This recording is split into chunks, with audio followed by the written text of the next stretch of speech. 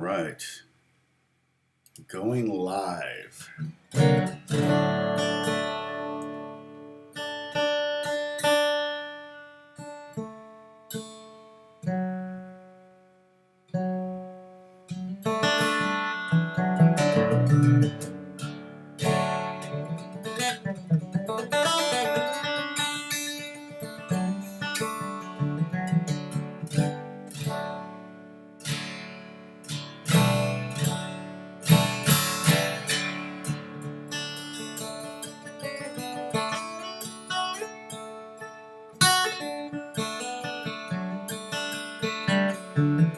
Hey, Dennis. First.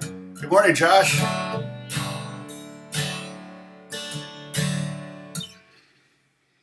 my head looks really small today. Why does my head look so small today? Lighting effect, maybe?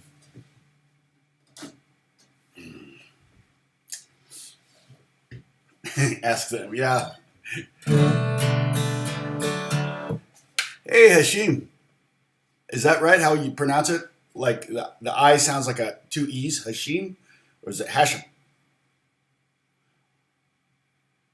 Alane. I'm going to butcher everybody's name. I can't even pronounce my own name, so it's not supposed to be Strahle. It's supposed to be Strahle. Hey, Joseph, good morning.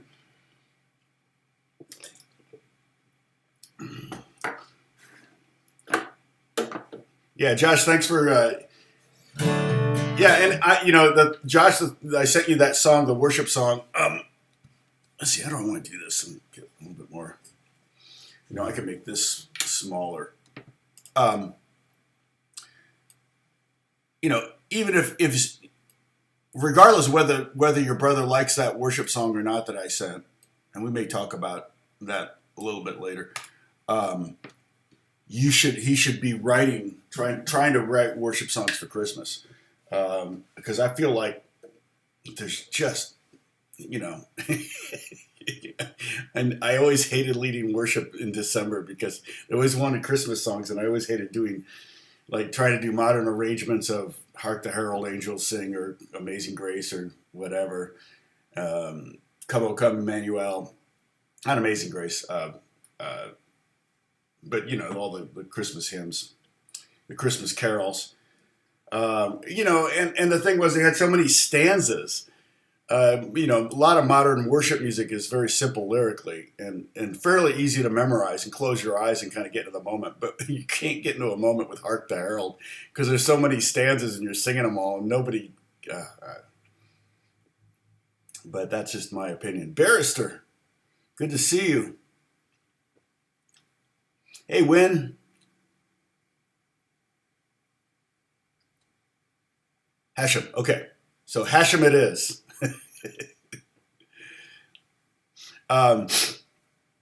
Hey, Holly, good to see you. Yeah, and Dennis, Bruce isn't going to be here. He's visiting friends elsewhere in Florida, so he's going to be. Oh,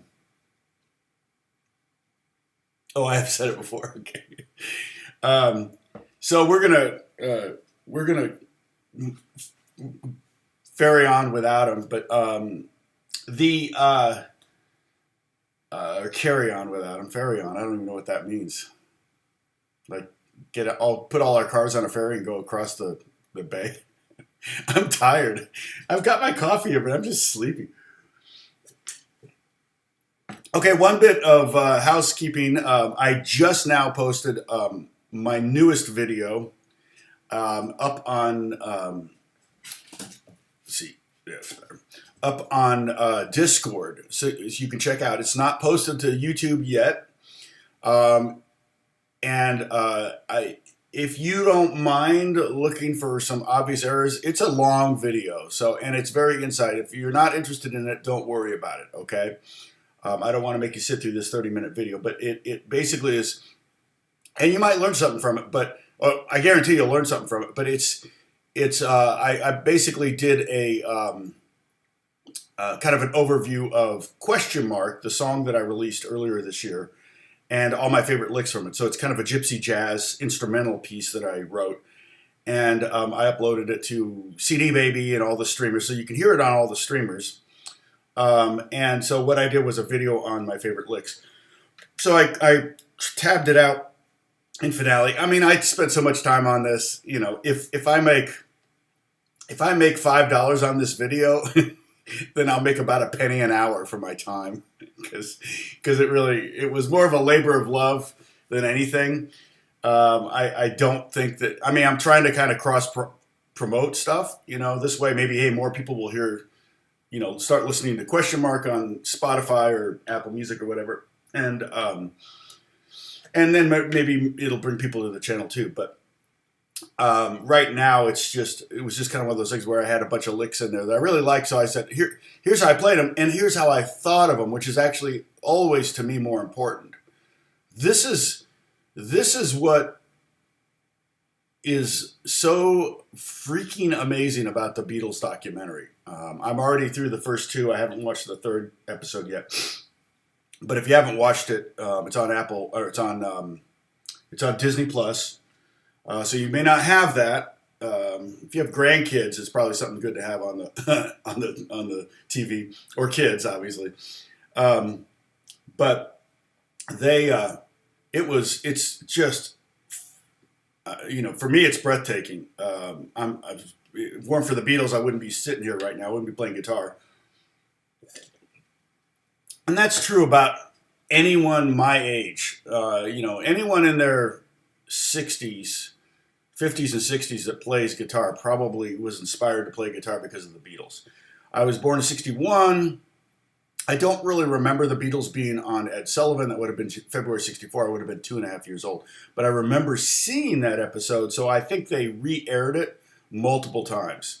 I remember seeing it as a kid. I remember seeing it when I lived in Potomac, Maryland, which would have been like 66. So it would have been a little bit after that. But so they must have re-aired it.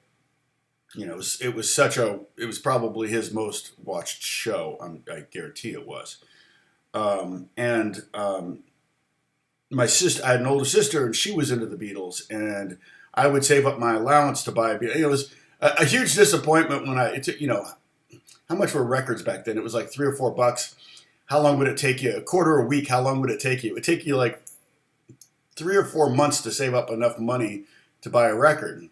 And I remember my dad was going into Philadelphia, and I said, "Hey, buy Help." And he bought Help for me, and I was disappointed because it was, every other song was a score. It was George Martin's score for the movie. So there were only like 8 songs on it instead of 14. So I remember that vividly. I remember my best friend and I, Will McNamara, at the time, 7 years old, pretending we were the Beatles, and banging out plastic guitars and tambourines and stuff like that. So it's seeing their inspiration, how they worked, and that actually is the movie, the documentary, the methodology for the Beatles at that moment was very contrived. They didn't normally write that way, but you can still see the gears turning, which is really cool. You can literally see Paul McCartney writing "Let It Be" right in front of your eyes. I mean, it's like, no way. Like he's working it out, you know. And that's true for a lot of songs. I mean, on "Get Back," it had a lot of other lyrics, totally different lyrics. Oh, Gary, yeah, I get that. Yeah, it's. I mean, you would be hard pressed to find a professional guitar player my age that didn't admit that the Beatles were the reason they started playing guitar. Hey, John, good to see you. Paul, good to see you. So one of the things of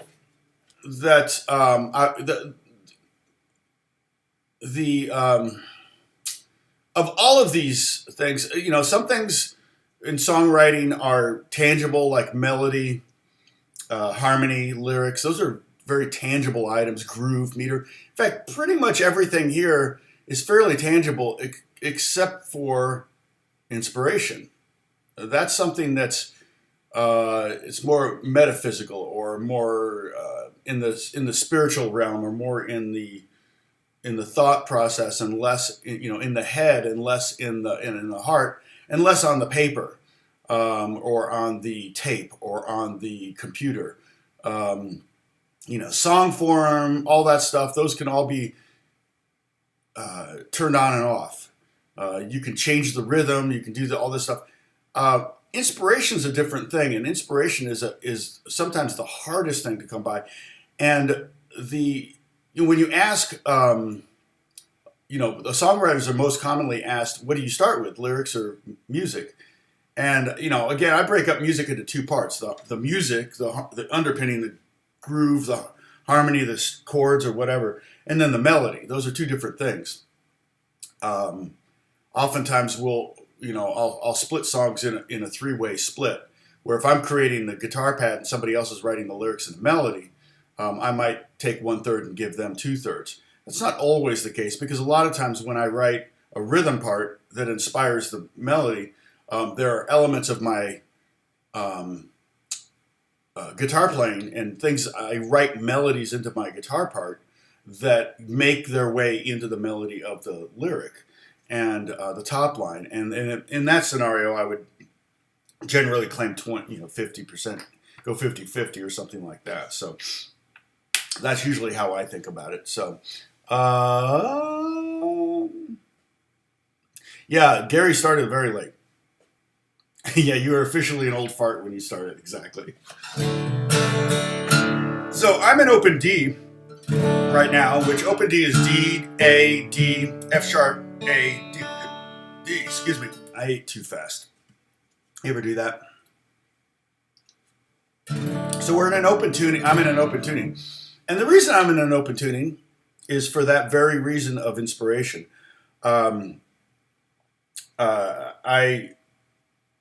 Aside from writing for music for television, I have a lot of music in all the Street Outlaws episodes and the spin-offs and all that stuff. And that's just what's called library music, bed music. A lot of times when I write that music, my co-writer will send multiple mixes, which, maybe a full mix with all the instruments in there, and then there may be 5 other mixes with 5 other different, maybe no drums, maybe no guitars, maybe no keyboards, that kind of stuff. But probably the most commonly used of all the mixes is going to be the bass and drum mix. So a lot of times when these video editors drop your song in, they'll drop in all 6 of those tracks. And then they'll mute them all except one, maybe the full one. They want to get the impact of the full song, but then that'll only last for like 2 seconds. Then they'll mute that one and go down to the bass and drums and hit that one. And then it's just bass and drums while their dialogue's going on, right? So, to say I write for TV, to say I write for TV is, it's, again, I'm creating moods and beds and things like that. And that's actually that came way after me writing songwriting. Songwriting was something I started when I was 7 years old. So songwriting is a different thing than writing music, library music or bed music for TV. And a very, very, very, very different skill set. I don't know that I'm good at either, but I'm fairly successful at both. But the thing about those scenarios, the writing the music for underscore for TV shows, it doesn't really require much inspiration.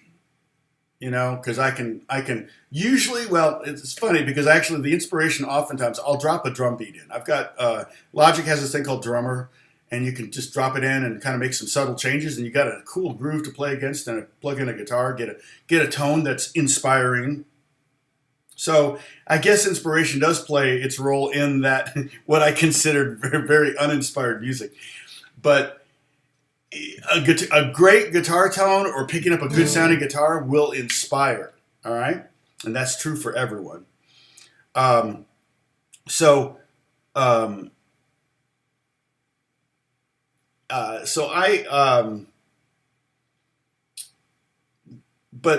that's, some of the writing I do. And then I also I play on a lot of, like I was playing on a TV show yesterday afternoon. But I do a lot of work on TV shows, movies, games. I play guitar there's a new movie on Netflix called Red Notice with Ryan Reynolds and the rock, and I played guitar on that. Um, but so I do that. I do session work and everything. And a lot of times session work can be creative. A lot of times they'll say, hey, just do something here, and they won't even send you a chart. Or other times they'll send you very, very specific notes, like this very, very specific chart for yesterday's session. That's where reading music comes in real handy, because a lot of guitar players, even in LA, they can't read music. So those guys aren't going to get these gigs. Those guys and gals aren't going to get those particular gigs. So, but when writing songs, and particularly lyric songs, you want something's got to inspire you, we can look at people who kind of intentionally crash their lives to have inspiration, which is kind of sad. I don't recommend that at all. That's not what this video is about. This video is not about getting hooked on heroin so you can write some really dark song, write some stuff. I mean, there's some great music, there's some great music about, written by people that were high. The Beatles might be a case of that. Although I don't, in this documentary, I don't remember seeing the Beatles smoke weed anywhere yet. I've seen them smoking a lot of cigarettes, and and they weren't jazz cigarettes.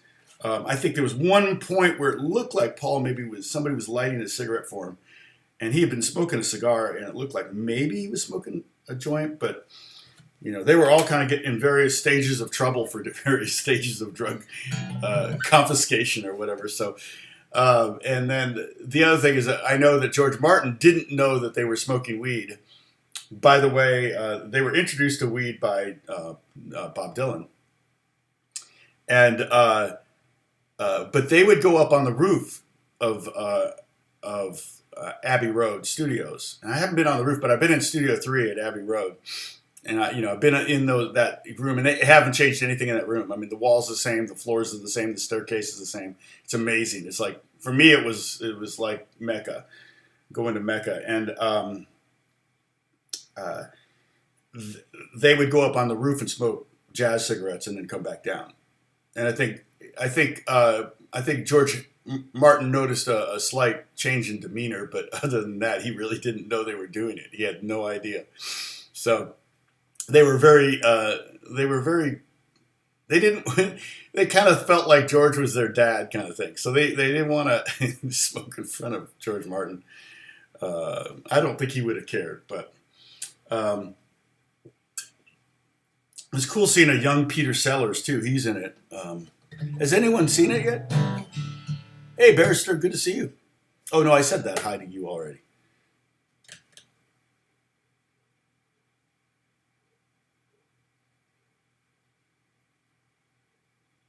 Yes. Yeah, Eleanor Rigby was, and there was John and Paul's inspiration often very, very different, but originally they worked together, and like I said, collaboration for me has been the key of my success. I had 3 records that I did with Beth and my wife, and none of them had any success. I wrote pretty much all of the music, top line and everything, 100% of the music on all those records, and had 0 success. It wasn't until I started collaborating and started mixing up with other people, and they had other connections and I had other connections, and between us we found placements. We were more likely to find placements. They found weed in his luggage. That was in Japan though, I think. So that was post Beatles. I'm trying to remember. That was when he was touring with Wings. He actually spent 11 days in jail or something like that. Jazz cigarettes. Yeah. That's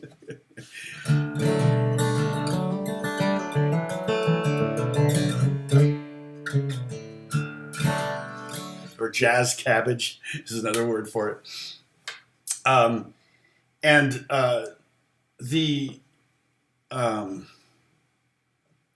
But a lot of the Beatles' inspiration early on was competitive. John and Paul were very competitive with each other. Ultimately, George may have ended up ultimately becoming a better writer. But originally, he wasn't a very good writer. Like the first couple songs that he had out with the Beatles were pretty lame. But he was around Paul and John all the time and saw them, how they wrote. And again, it clearly from Let It Be, it's a pretty collaborative process. I mean, they would put John and Paul's name on a song, but you even had Glenn Johns, the producer, saying, well, what if you did this progression on Let It Be kind of thing. So I feel like that was a bit revealing too. But Paul would be the first one. He said, we nicked from the best. They stole from the best. There's no such thing as an original idea in music today, pop music. And that's definitely the devil's cabbage. I'm almost, Oh, Bruce is here. Hey, Bruce. I thought you were not going to be on today.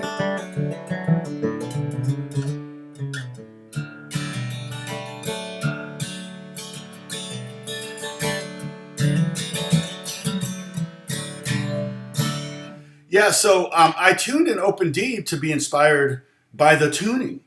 So like I said, I do a lot of writing for TV, but I also write for a lot of pop artists, young pop artists, and sometimes they'll send me something like, "Can you do something like this?" And I'm real hesitant to even click on whatever they're sending me because it's usually a YouTube video or a Spotify link or something like that.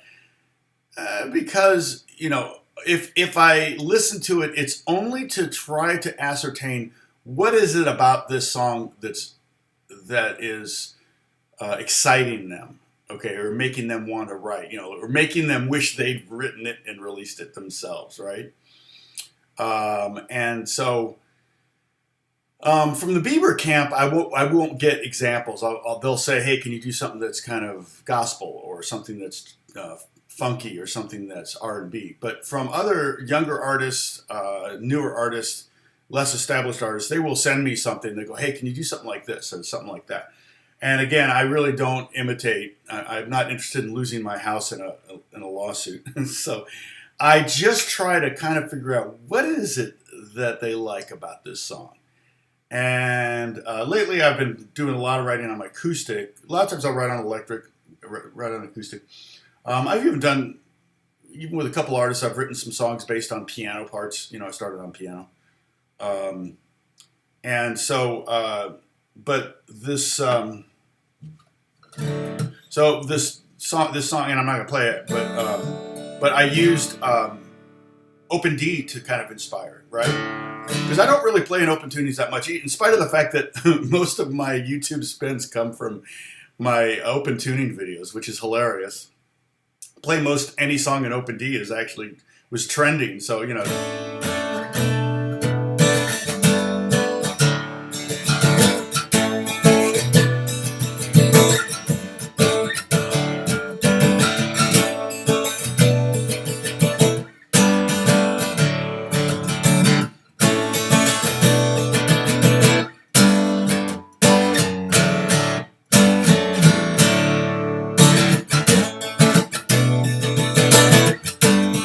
like that.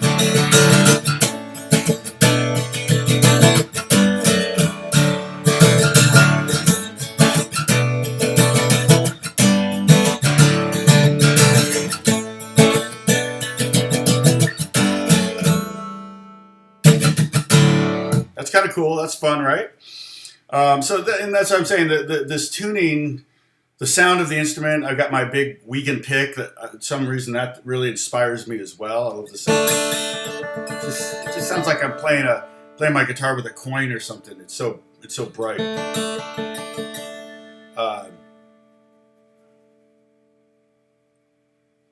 Yeah. Oh, Sam. Yeah. Yeah, George is not. Yeah, Beatles are a 3-member band at the end of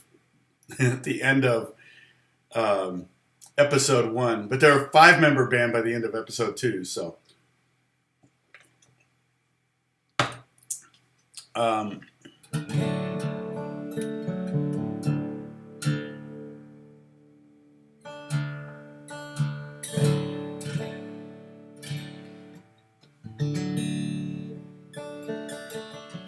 oh, hilarious, Sam! You charged the field. That's hilarious. Yeah, I saw the crowd. It was huge. Oh my gosh, was that like a world record for the size of a crowd? Oh, amazing. I'm surprised the governor allowed that to happen. So, but,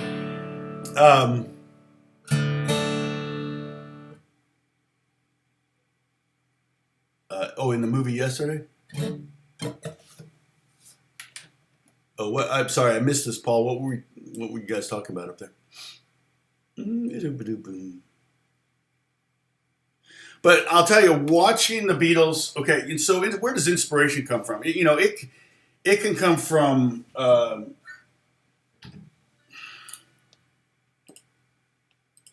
wait, I gotta do this. Here we go. Inspiration. Where can it come from? It can be life experiences. Is probably the most.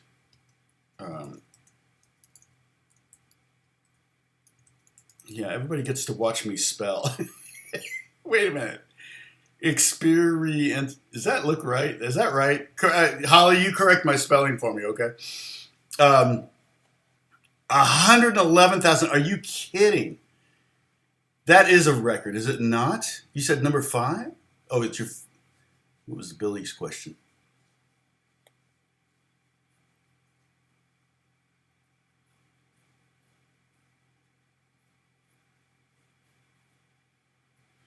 Yeah, now the question is, can they beat Georgia? Can anybody beat those teams in the South? Other artists.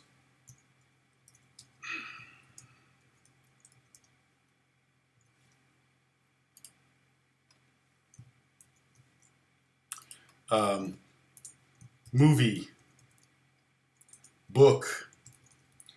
I think about there's what are some songs inspired by books? I mean, I know like lyrically that's very common. I think Led Zeppelin. I think I know the Sting. Oftentimes, the interview that Beato did with Sting is amazing. Billy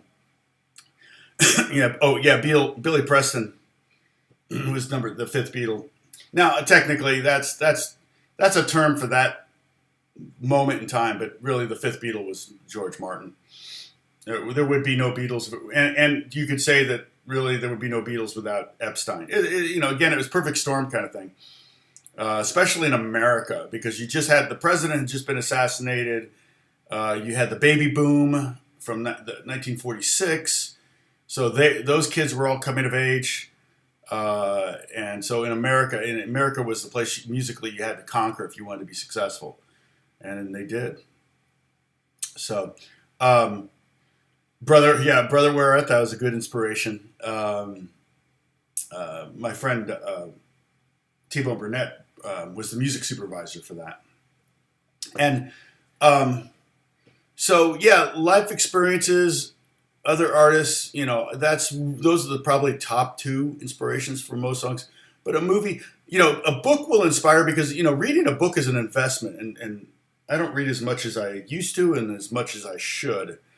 But, watching a 5-minute YouTube video is not really going to inspire you to much. But watching, reading, getting through Great Expectations, or Emma, or I'm thinking Dickens or Bronte or something, something that will inspire you.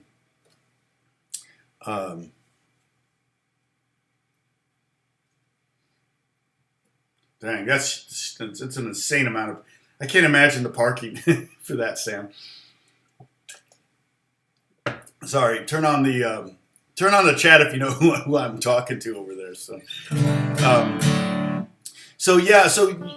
trying to find inspiration and kind of that's almost something you do before you even sit down and pick up the guitar or whatever.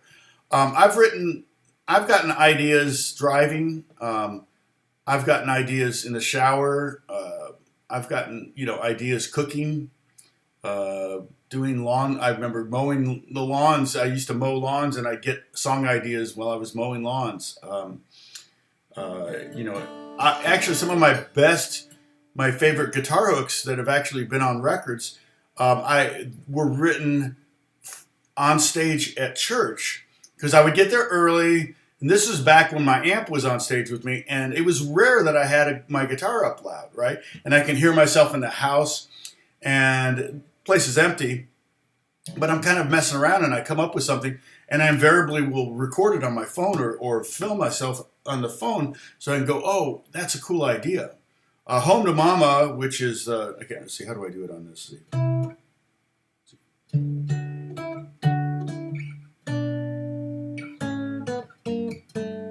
That one. That little hook I wrote at church, and I sent it to my friend Josh, who played it for Sam Hook, who wrote over it. He wrote the top line on that. And that song, you know, until it was taken down, because I won't agree to 10%. The song that me and one other person wrote, that song has since been taken down. People are really frustrated. It's like, I can't get it on Spotify, you know. It had 150 million spins on Spotify. You know, made thousands of dollars from that song. But, you know, if you can't agree on the splits, then they're not allowed to play it. If the splits, you know, if the splits add up to 120%, it has to equal 100, so they have to take the music down. Yes, Barrister, in fact, that's the case with Paul McCartney and the song Yesterday. He heard it in his dream. And originally, many of you know that the original lyrics were scrambled eggs, because in America, they had scrambled eggs. It was a thing. It wasn't a thing in Britain at the time. And it was originally scrambled eggs. Oh, how I really love your legs was the original lyric. And he kind of went with that until he came up with the words. And then when he brought the song to George Martin, who was often wrong when it came to things about the Beatles, he came to him with the song Yesterday, and he goes, well, I don't know. That's not a very good title, because there's a very famous jazz standard called Yesterdays, and I challenge you to hum me Yesterdays. Yesterday has become, I don't know if it's still true, it probably still is, the most recorded song in the history of the world. So, yeah, that's my tuning right now.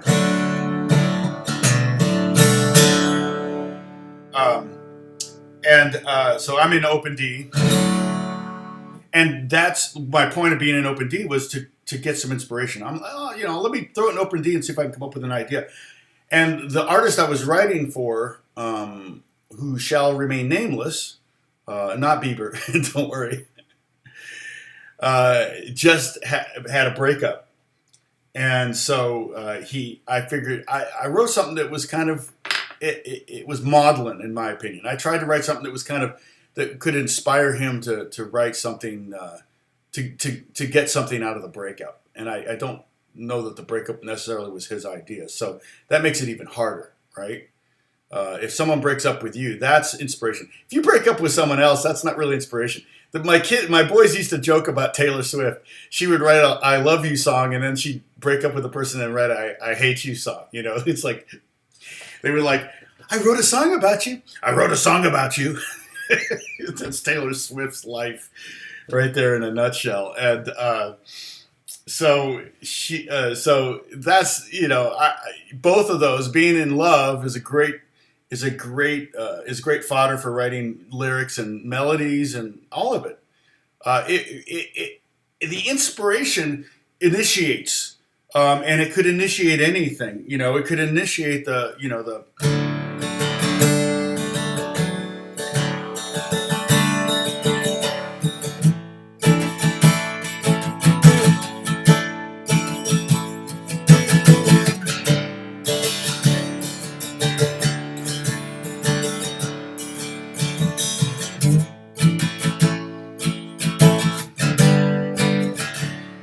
know, it could inspire that. It's like, okay. You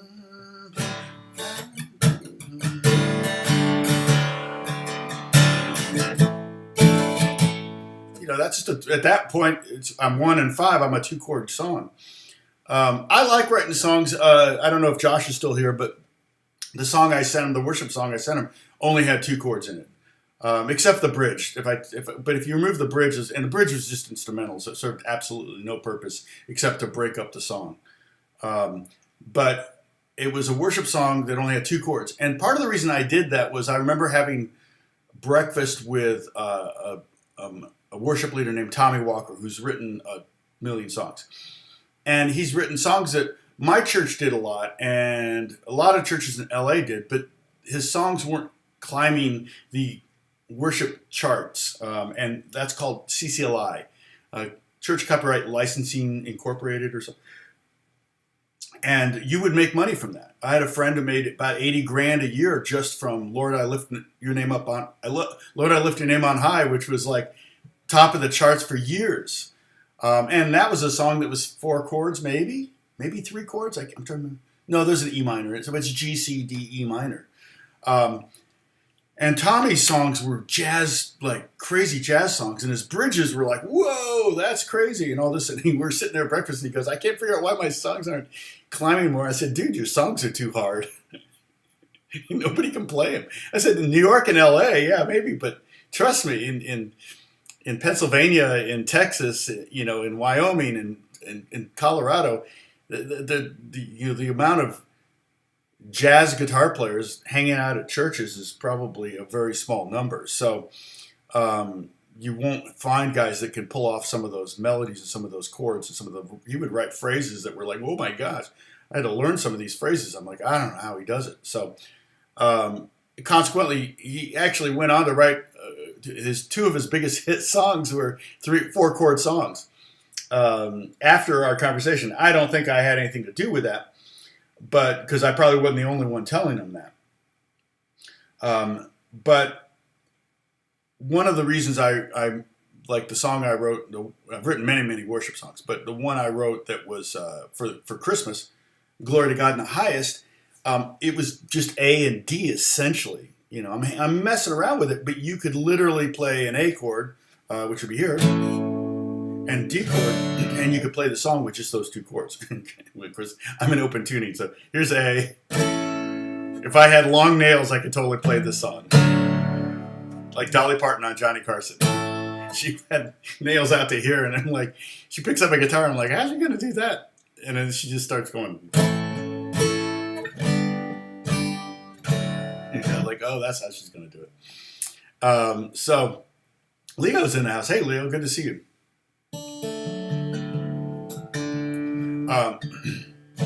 What's an easy open D song to play? I don't know any easy one. What's the one by I want to say the Black Crowes or the Counting Crows or what's this one?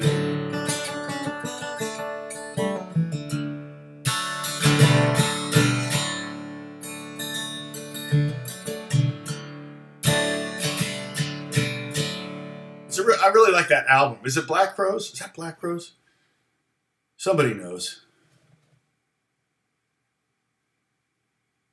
Yeah, exactly, Josh. And the song that I sent you, I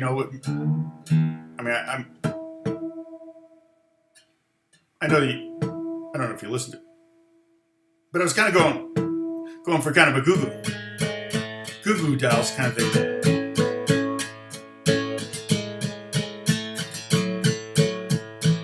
And that just basically an A chord or an A drone with a melody note. So that's the melody.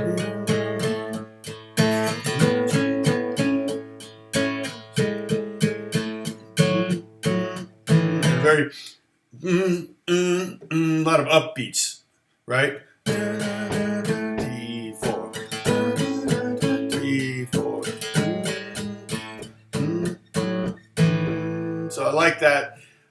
It's also, that's kind of the rhythm of the time when I wrote the song, was early 2000s.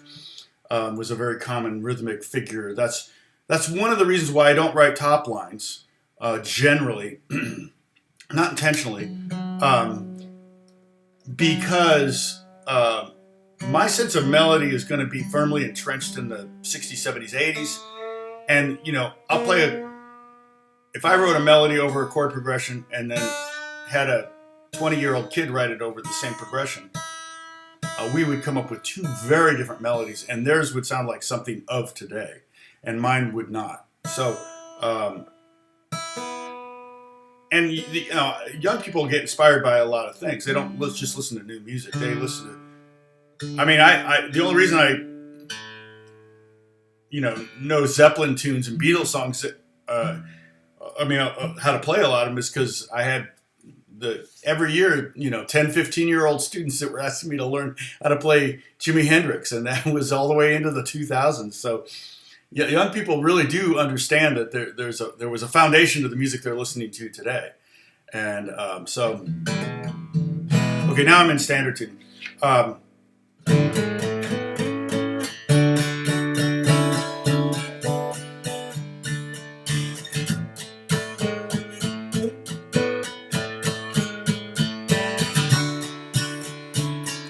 Basically, that's a D chord, drone kind of.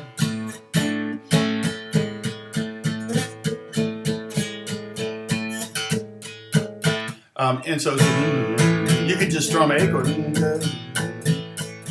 that's the whole verse is A, one chord. And then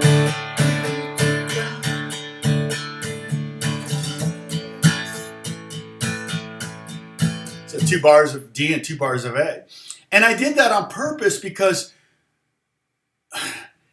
my inspiration for the song, again, was because I got tired of doing all those hymns. I'm trying to rearrange them and make them sound hip. I forgot, how did I do? So was it? Shoot.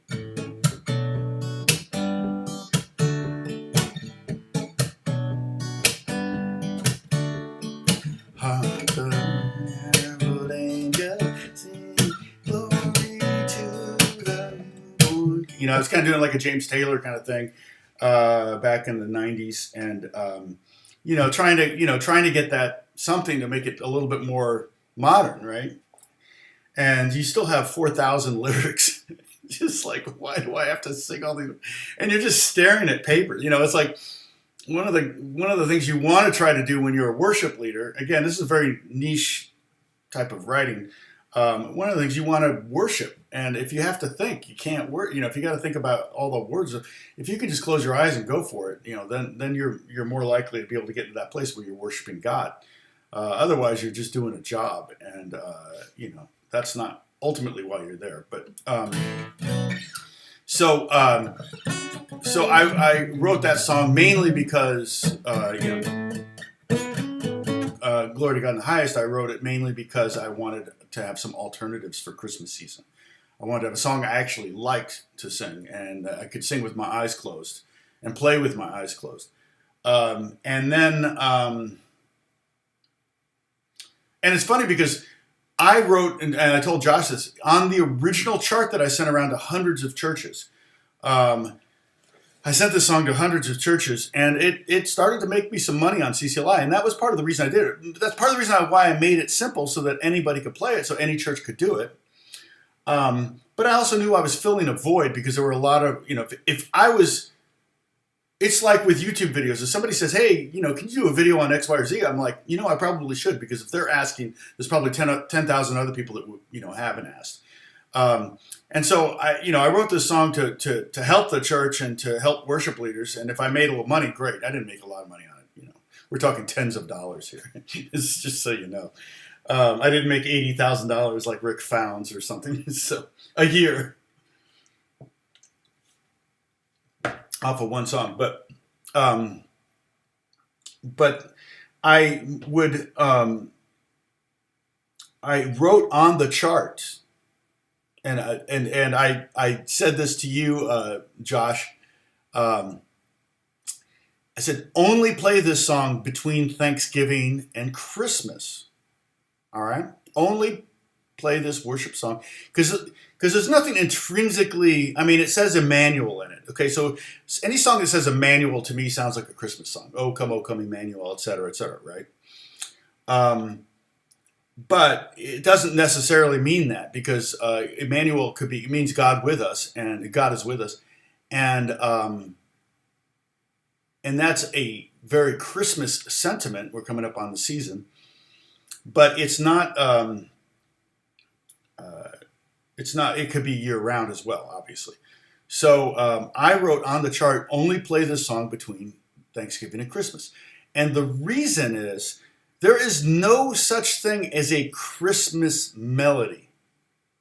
There's no,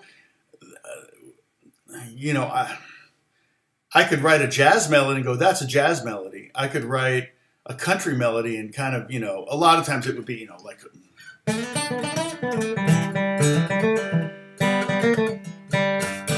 or a blues melody. There are a lot of things that are, you could maybe ascribe a style, but there is no such thing as a Christmas melody. The only reason a melody has a Christmas is through connotation, through connection. Okay, so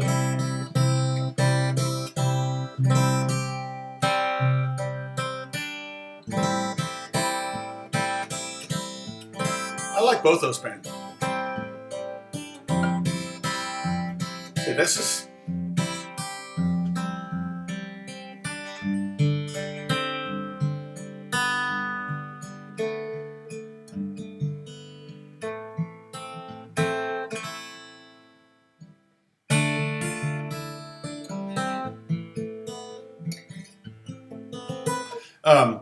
But the only reason the melody has any is Christmas is because of the connection to Christmas. Because of, that could be a melody to 1,000 different things, but it was Jingle Bells, and now it's a Christmas melody, okay? So the only way to give a song, it's a commitment. So that song, to me, sounds like a Christmas melody. But to your congregation, and again, I'm talking to most of you are like, to my congregation. But to your congregation, that won't become a Christmas melody until maybe the third year. It takes a serious commitment, right? I mean, I had people say, hey, can you do that Glory to God song? And I'm like, nope, can't do it. And they go, why not? I'm only using it at Christmas time because I want you to think of it as a Christmas song.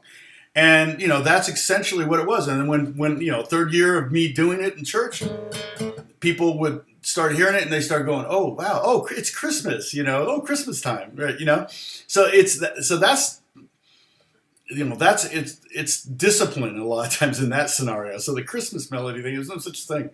It's funny. I wish there were. I mean, you sleigh bells, you can put sleigh bells on, you can take, I love the Spinal Tap Christmas with the Devil song, right? Because it's got sleigh bells in it, so it's a Christmas song.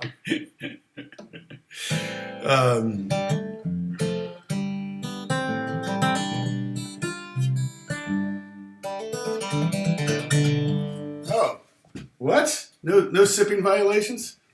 All right, I'll touch my face. I've got all those Omicron cells all over my face, no doubt. So, cheers. Anyone who tuned in right now are like, what's he doing? Sip away, Dixieland. Sip away. No, that's true. Yeah, that's true. Jingle Bell. Well, there's a lot of holiday songs. Anything with, any of the Santa songs and the reindeer songs, we wouldn't do those in church necessarily. The song that I was playing, though, the Jingle Bells. If you don't know that song, not Jingle Bells.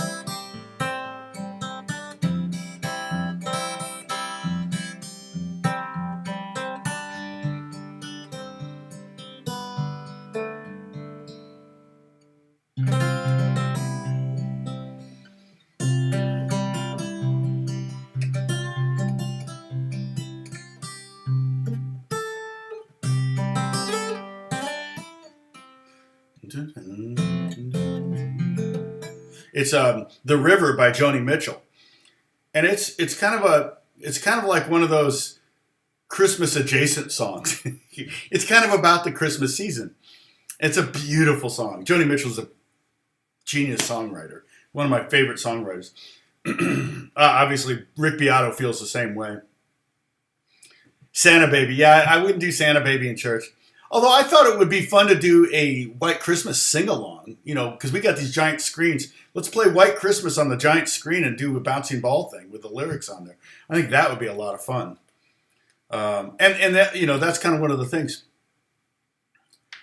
Could you consider Jewish music? Well, it's funny because, Mary, a lot of Christmas songs, normally like worship songs, you don't do minor keys, but like, O Come, O Come, Emmanuel, to me sounds very, very Jewish. It sounds, minor keys tend to sound more Middle Eastern than major diatonic keys, and that's not through academic reasons or scholarly reasons. That's mostly because of movies and TV, right?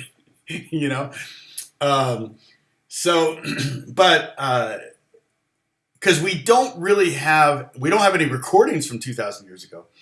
But we don't even have any written music from 2,000 years ago. Although instruments existed, thousands of years ago, like a harp, which would be similar to a guitar. This is technically a bowed lyre. I have a bow. See, it's not in tune. This is not the best bow for it.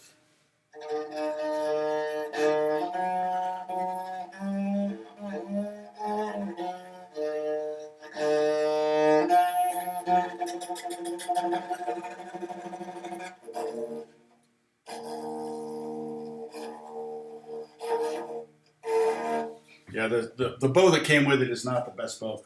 I've got a cello bow that I prefer for this, but a little more resonant.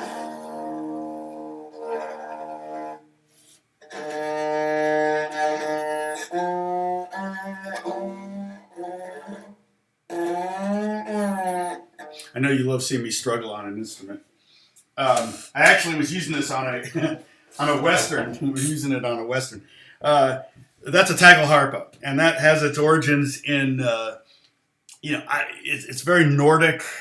Germany, they had these, but it's also called a bowed lyre, which goes back. Actually, David in the Bible, in the Old Testament, and Psalms mentions the bowed lyre. So yeah, you could probably trace the origins of that instrument all the way back to, it says sip. There we go, changed instruments. Sip. That's a more legitimate sip than the touching of the face, right? Byzantine, yeah.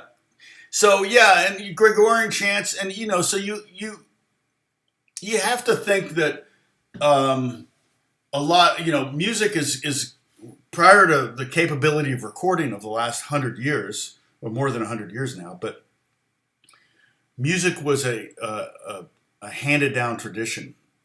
And I think it was far, far, far slower to develop in that scenario. And therefore, probably some melodies that we have today find their origins, like I said,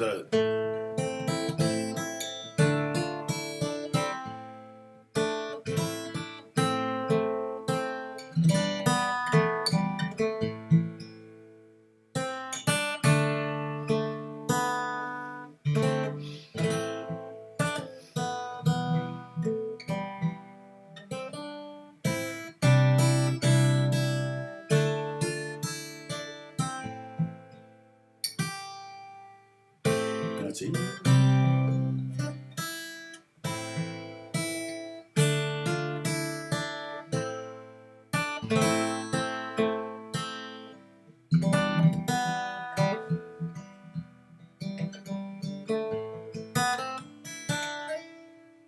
Yeah, I'm working on a medley for Christmas. They want me to play a prelude in a couple weeks, so I'm trying to come up with something that's going to be like, we do like 3 songs.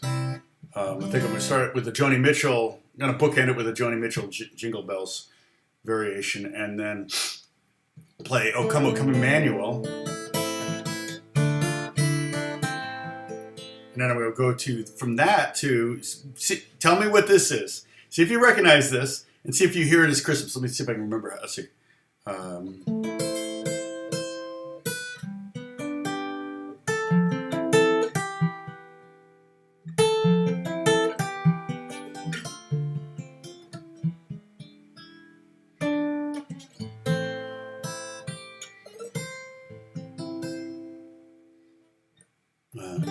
Was it? Oh yeah, yeah. Mm-hmm. Oh, that's it.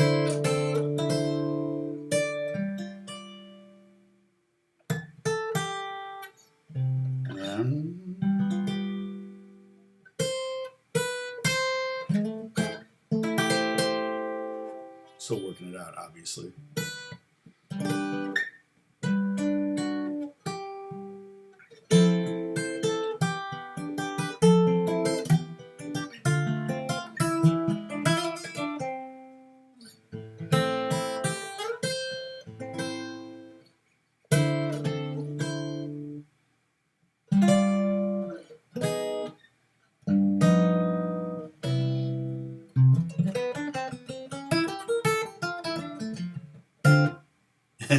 We have a sipping violation game. Oh, and Jerry's like, what the heck is going on? What's with the sip? What is this? Yeah, sorry. We created a drinking game back at the beginning of COVID. These lessons go all the way back to the beginning of COVID. And so the first one was if I touch my face, which apparently is a COVID no-no, or pick my nose or fart, I guess, too. I really think COVID was created by people who just wanted us to live in a polite society. No farting, no picking your nose, no touching your face, no coughing. It's like, all right. Thanks, Mom. It's like, I'm about ready to call it the Emily Post disease. Yeah, that was anybody, nobody figured out that. Well, of course I wasn't playing it very good, but yeah, Jerry, you got coffee, you're good.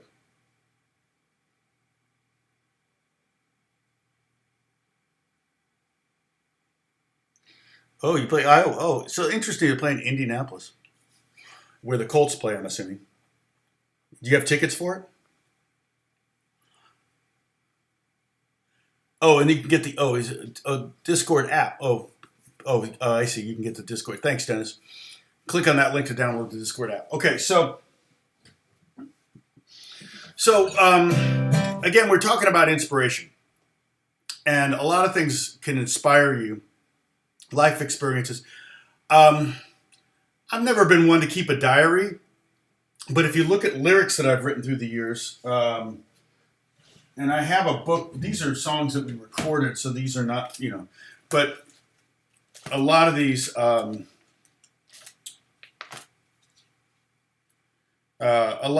are kind of based in experience. Here's a good one. Here's a good one. This is a song. This song's never been released. It's a little high for me. If I were to ever record this, and I doubt I will, but if I were to ever record it, I would probably.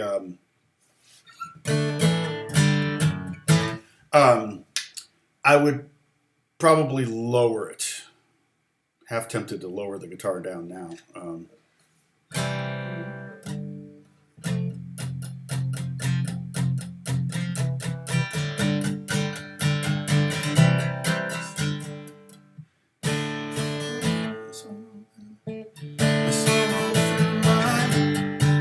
So this actually, this song's called And. That's really the name of the song. It's called Ellipses, AND question mark ellipses. It's the name of this song. And yes, thanks, Bruce. That's crazy, right? Oh, was that less? Oh, Cage Method was, yes, right. We did the first 12 lessons, I think, were Cage Method. I could talk on anything for hours. You guys know that. Oh, I'm gonna save my coffee. I'm getting low. Shoot, and this one is, I'm gonna be putting this is gonna be up permanently on the internet if I sing. This song's like 20 years old, but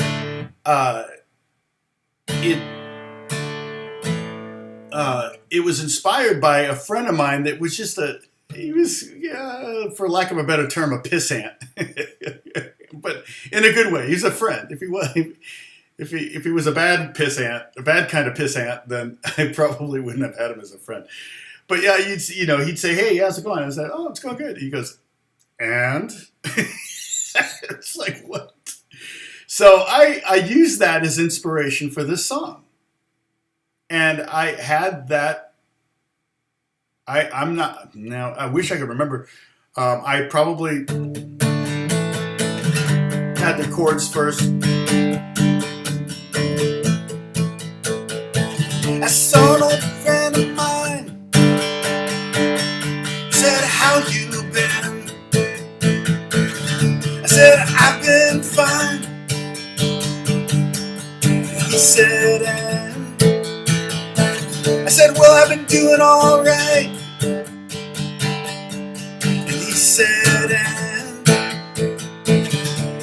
gets a little bit hard sometimes.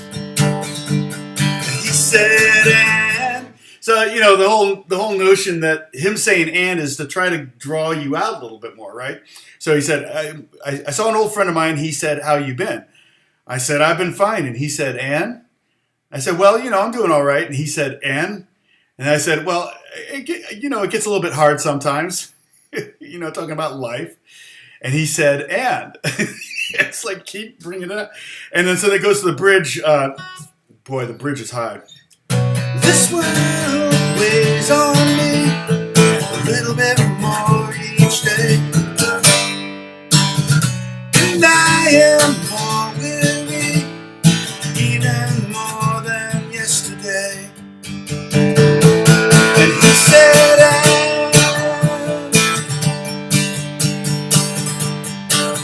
right? So the chorus is, or the B section is, this world weighs on me a little bit more each day, and I'm a little bit more weary, even more than yesterday. And he said, and? So the song's a joke, but it's also about, life being hard, right? Oh, what are the notes in my book? Well, yeah, I just remember this melody, but all I have in my book is, at this point, it's just lyrics and chords. Because I remember the melody of this one. I've recorded it, so I know the melody pretty well. The second verse is, I said, sorry to bend your ear. And of course, he said, and. I said, I've been battling fear. And he said, and. I'm afraid to fail or succeed. And he said, and. I guess talking to you is what I need.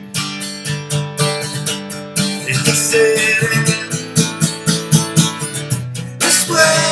And then, so, in the rhyming scheme, of course, every phrase, every line ends with, and he said, and.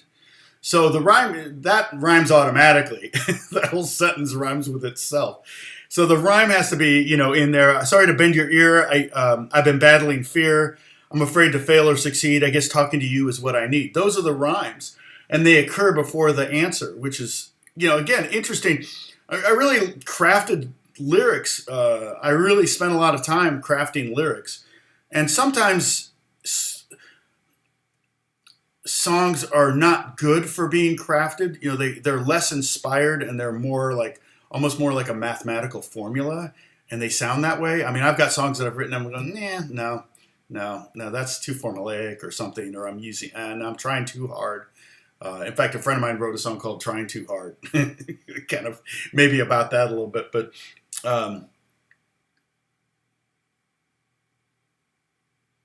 people are a little whack in this area.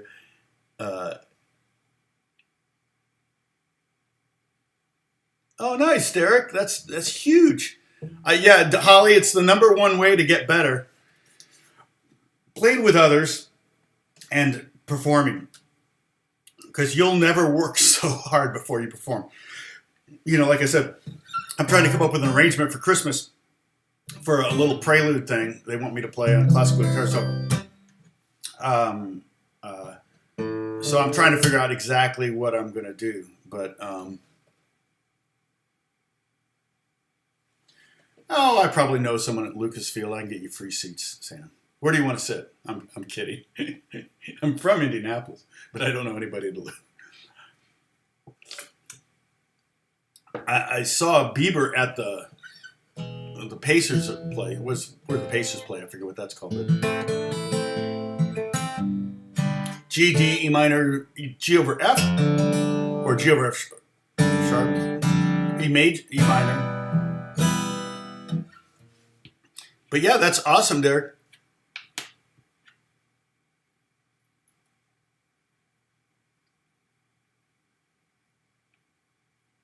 And then, dude, where's my car? So,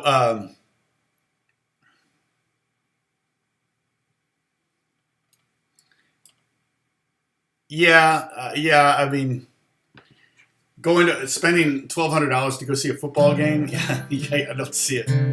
I haven't been to a Rams game or anything because the tickets are insane. And I mean, I want to go see the stadium. I'm actually tempted to take the stadium tour.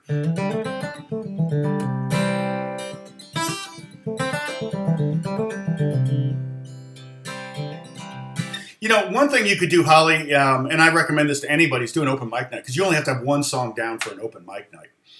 My Beth's one of her brothers would do that. He would go and do. He really likes Dan Fogelberg, so he would work up a Dan Fogelberg song on his 12-string and then play it, sing it and play it. You know, and so that's you know, one of those. You know, you don't have to work up a set or 3 sets of music. Ultimately, you will. And the thing is, if you do an open mic night, as hard as you'll work to learn that one song, you'll always have that song in your repertoire. You'll never forget that song because you worked really hard for it. So I guarantee you there's open mic nights all over the place. Well, maybe not all over. Where you live, you're pretty remote. I don't know what you mean by people are pretty crazy up there, though. Like they throw tomatoes. You know, it's like, hey, Ronnie Smith, what's going on? Yeah, you probably think this song is about you. Yeah. That's a great song. Carly Simon, she's a very good songwriter. That's Carly Simon, right? You're no good. You probably think you're so good. You probably think you're so good. What is it? You're so good. Is it You're So Good? Yeah. You probably think this song is about you. You're so good. I taught that a lot. That was a song you could play. It was pretty easy to play on guitar. Something like yeah. So that was pretty cool. You know who's also a great songwriter is Dolly Parton. Jolene's one of the best songs ever written. I mean, talk about a great lyric. You know, there's a great idea. And was it based in? I just watched a documentary on her. I can't remember now if it was somebody was hitting on her husband or something, because she'd been married forever. I can't remember, but You're So Vain. Yeah, You're No Good. That's a different song. That's Linda Ronstadt. Thank you. You're So Vain. That's right. You're so vain. Yeah, that makes complete sense with that lyric. Yeah, You're No Good. I get those 2 songs came out at the same time. You're So Vain, I definitely taught. So You're No Good is the one that's like the. Yeah, and that's who's the guitar player on that? He's still out here in LA, still doing stuff. Waddy Wachtel? Is that Waddy Wachtel on guitar? On that, maybe. Thank you. Everybody's jumping in. You're so vain. Slippery Sip. That's awesome, Derek. I'm telling you, that's really awesome. It's fun to get paid to play music. I mean, yeah, you know, and that tells you you're good. That's the reward. So we're talking about songwriting, and so that's the other thing is you can go out and do a live mic thing and do an original song too. You don't have to do a cover. If you do an open mic night thing, you do whatever you want. I mean, unless they have a theme for the night or something like that. They may have Christmas ones and things like that, and so you got to work up a Christmas song. That's even really good. You know, you could even write a Christmas song for it, I suppose. You could say, hey, can I write an original song for Christmas? And why not? You know, any excuse to write something. Now, life experiences, you may, you know, you don't necessarily have to pull from current life experiences or your life experiences. That could be other people's life experiences, people close to you, or just people, you know, I read the news today, oh boy, right? And I got, well, and it was funny in the Beatles documentary, how much time they spent reading the newspaper. I was shocked at how many times, you know, Paul is sitting there reading out loud, like bogus stories about the Beatles. It's just like, even at one point goes to Derek, Derek, what's his name? Their PR guy, and says, "Is this actionable? Can we take action on this?" Because the libel laws in England are much stricter than they are here, and so but the Beatles even just pulled from stories. Dylan writes about fictitious people, and there's just lots of sort. Yeah, you're no good, baby. You're no good. That's Linda Ronstadt. Yeah,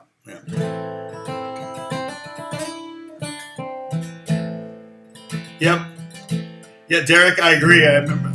I mean, it was fun to play originals and have a fan base and have them singing along with your songs. That's really cool.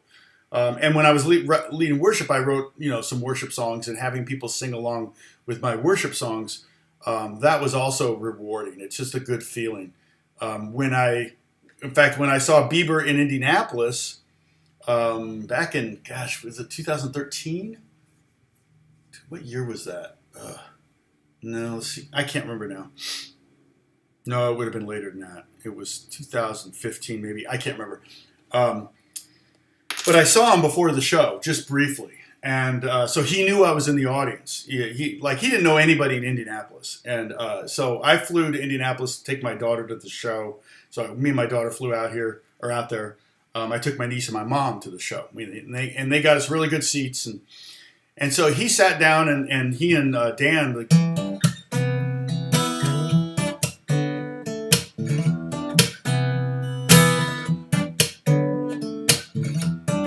Yellow Raincoat, which is a song that Justin and I wrote. And because he knew I was in the audience. I don't know that they normally would have done that song, but they both liked that song, but they didn't do it in every show. But he did it in that show.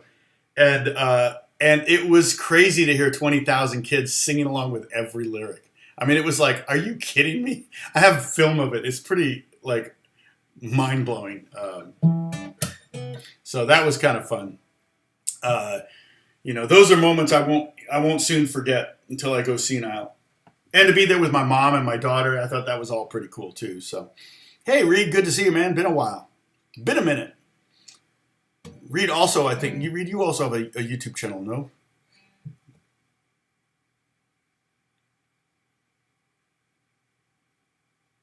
Right. Linda, yeah, Linda knew her strengths and weaknesses. That's definitely true, and that's smart of any artist to know that. I definitely know artists that have insisted on doing only their own material and have gotten nowhere, or relatively nowhere. And had they opened themselves up to being willing to do, well, look at Aerosmith. Aerosmith did all their own material and had huge smashes, right? Dream On and Walk This Way. And then they kind of fell out of fashion. They also all had drug issues, and then they kind of tackled that. And when they came back, they started doing like Linda Perry songs and stuff. Start not covering songs, but having other people write for them. And I'll tell you, that was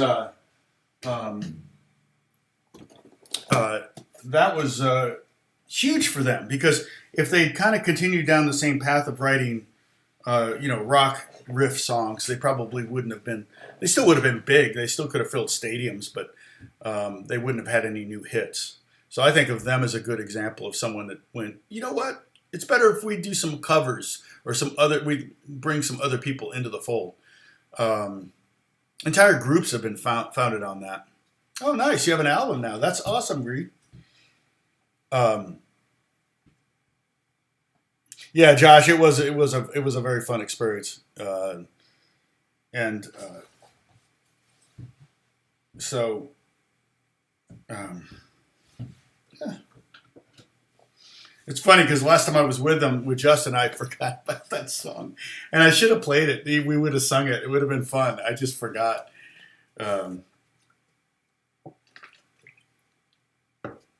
But yeah, it's what kind of music, Reed? Yeah, the Discord's the same. What kind of music is your record? What style is it? Lyrics or instrumental? And I'll probably come out with a lyric record song or two. My releases are going to be eclectic. Like my next one's a fingerstyle acoustic. I'm still waiting on my daughter to finish the artwork. So, But she's busy moving. Actually, today she's moving into her first real apartment. So, question from Derek Lee. Derek Lee.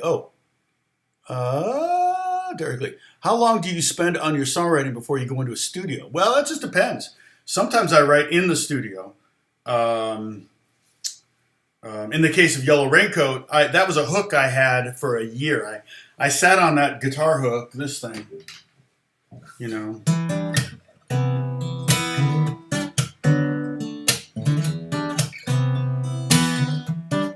I sat on that for like a year. I'd had a couple of young writers that I'd written with, and they both wanted to write to it, but I said no, because they hadn't written anything good. So I decided to sit on it, and I remember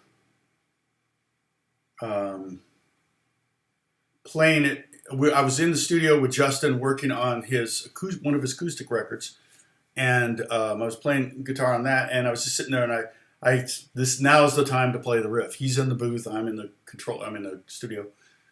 This is Henson in Hollywood, and I started playing that thing, and Justin's like, "Hey, what is that?" And Josh said, "Oh, that's one of Strahle's dope jams." And Justin's like, "Can I write to that?" And I'm like, "Nah, I don't know." "Sure, man, write to it." And so he literally wrote to it that afternoon. He finished it. He sat in I recorded my part. What you hear on the recording of the primary guitar was one take. And it was actually faster than I would have liked to have taken it, but it's just how fast I played. I think we set the click at something and I just played it that fast. But it worked out.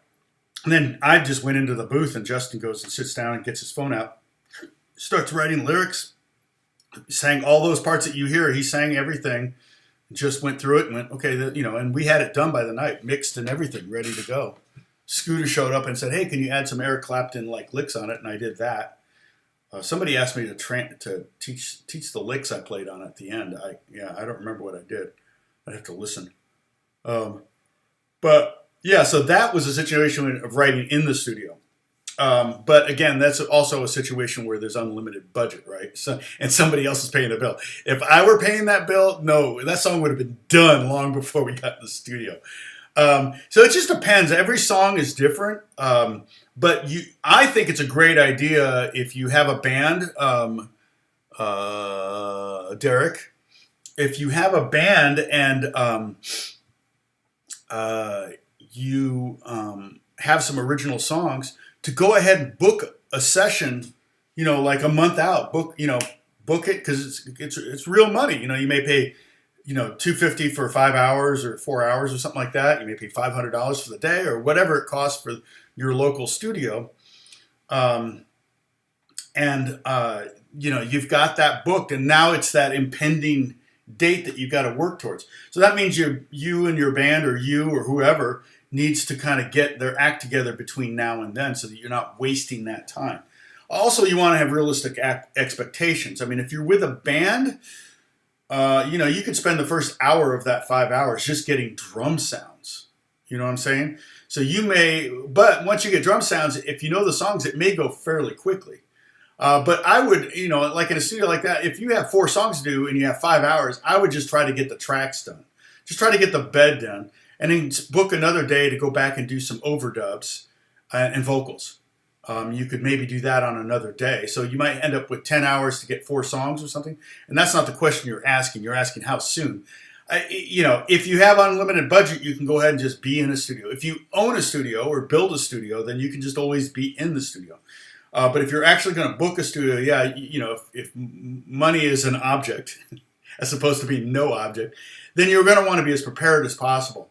If it's just you, still, you want to be you want to pretty much know how you want to do things. That's an interesting thing too. I struggle with, so from a recording standpoint, now we're talking more about production over here, okay? Right there, production, okay. But from a recording standpoint on a song, say I wanted to record that song "And." The song was called "And," so just so you know, it wasn't like I did not finish the second half of that sentence. I want to record that song and what, Tom? It's like an Abbott Costello bit. So if I wanted to record that song, I I sing it better when I'm playing guitar. The problem is the guitar mic and the vocal mic will pick up each other. So I'll get some guitar in the vocal and I'll get some vocal in the guitar mic. So if you can't go back and fix anything. I mean, you could potentially play both parts and fix it, but that's the crossfading. That is really rough. But like if you messed up on the guitar or your vocal, like, oh man, that one word was just like I didn't enunciate it, or I'm a little flat, or I'm a little sharp. I wish I could replace it. It's difficult because if you replace that word, it's still showing up. The old version of that word, let's say, is still showing up on the guitar mic. So it's almost better to isolate the two. I've actually put it's really uncomfortable, but I've put a panel in front between my head and my voice to try to cut down on that the bleed, as they call it in the business, bleeding into the microphone. I'm amazed at how the Beatles recorded those songs. I mean, they sound freaking great, and they're all in the same room, and the amps are right there, and they're sitting down singing. You're watching Get Back is freaking amazing documentary. It's the most amazing thing. And so there's tons of bleeding going on, but somehow you don't really notice it because they use the full take. That's the other thing. If you were to try to do a punch in on any of those parts, you might hear a little weirdness. And so, like, if I was a little bit flat and I wanted to sing it a little on pitch, I could re-sing it. But the problem is the guitar, the voice going into the guitar, that's going to be at the original pitch, and you're going to hear that. And so you'll hear, for that one word, you're going to hear two voices. Now, one may be much lower than the other. Okay, that being said, you can record the guitar and then record the vocal later, on top of it. Like, get a good guitar take and then go in and sing the vocal. I have a hard time doing that. I don't sing as well if I'm not playing. I think part of it is my pitch is better because the guitar is vibrating against my chest, and I can feel in my lungs and in my chest the pitch. It resonates in here, and so that makes it easier for me to sing on pitch. But the other thing too is that when you play, you can't move. You got to sit down. You don't want, if you're miking, if you're playing electric and the amp's over there and you're miking the amp, you can move as much as you want. But when you're singing and playing, you might move stuff, and your vocal's going to be kind of like sound like it's on a tremolo. Volume comes and goes. So it just depends, Derek. I guess I have a follow-up question. Is it just you or a band recording? And that might. Andrew Gold's a very good songwriter.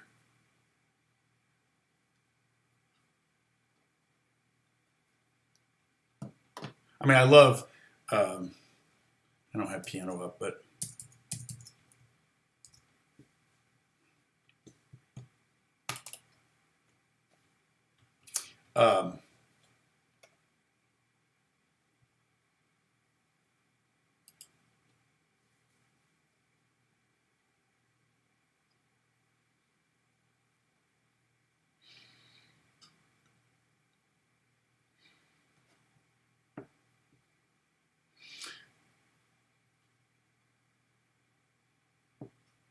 Steven Tyler always looks like he just rocked up. He's definitely got a sense of style. Why do you...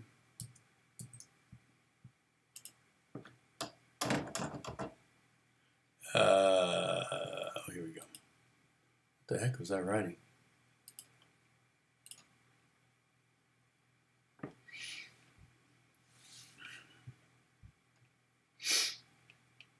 And I've got the spinning beach ball of death. Hold on, sorry.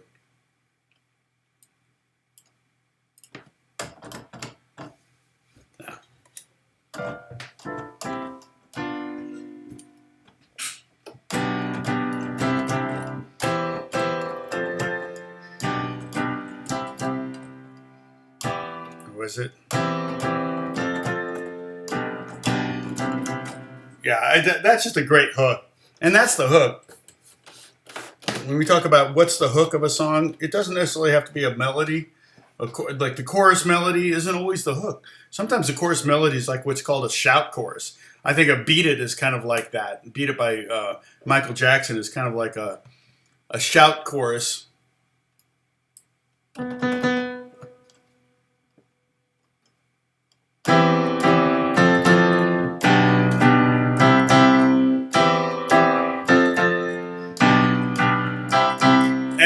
finding one there too is interesting. That's a trick. Okay, so we can talk about that. That's a trick. If you want to start a song without drums, if the song starts on the downbeat, then it's not going to fool anyone. Okay, so if your song starts on like,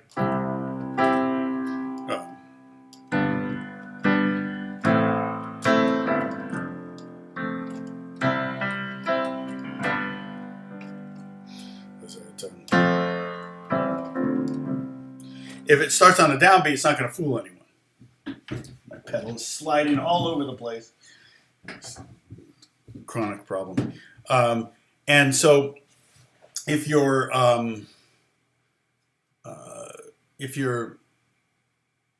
song starts on a downbeat, then when the drums come in, it's going to be like, oh yeah, sure. But Lonely Boy, 1, 2, 3, 4, 1. It starts on the and of 1, but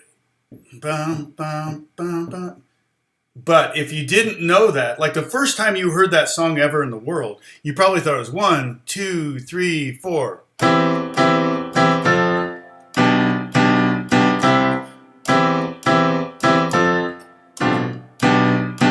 But the reality is it's 1, 2, 3, 4, 1. Oh, that's why I was playing it wrong, but you got, it's hard to play it. It's hard to play it wrong two different ways.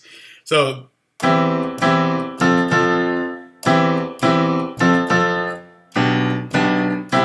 see, that's a 1, 2, 3, 4.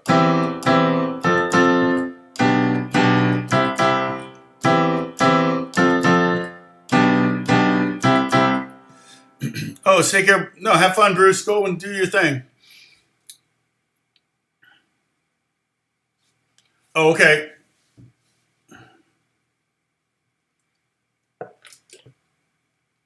You ad-lib lyrics. Yeah, so it's kind of hard, Jerry, when you're ad-libbing. And if you're playing an instrument and ad-libbing on top of it vocally, it can be difficult because if you're playing an instrument, you're really trying to concentrate on that and make sure you play the right chords or whatever. And that's more left brain. I always forget which is cognitive, but anyway, creative. But so you're using one side of your brain for that, and then you're using the other side of the brain to improvise. And it's hard to do that. The key to doing that is to kind of get down the thing, whatever the thing is, it's supposed to be cognitive, whatever the thing is supposed to be fixed, as it were, and precise.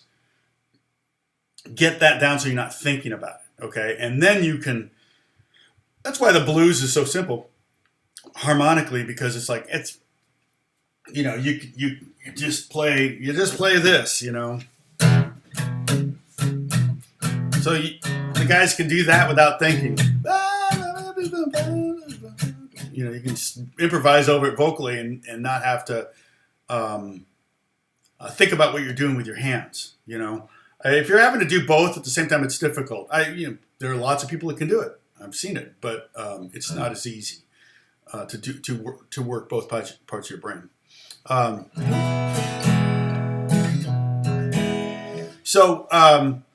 But yeah, like say that like you really like that.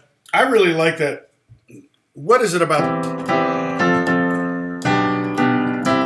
it? The thing I like about that song is that chord progression. The hook is great. The hook is the rhythm. 1, bam, bam, bam, bam. Okay, that's the hook I can even break down to being that specific rhythm.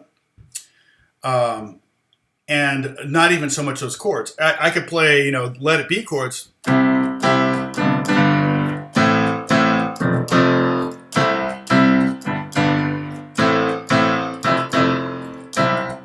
And it's now I've combined those two elements, and it's a totally different song, pretty much unrecognizable. I could actually,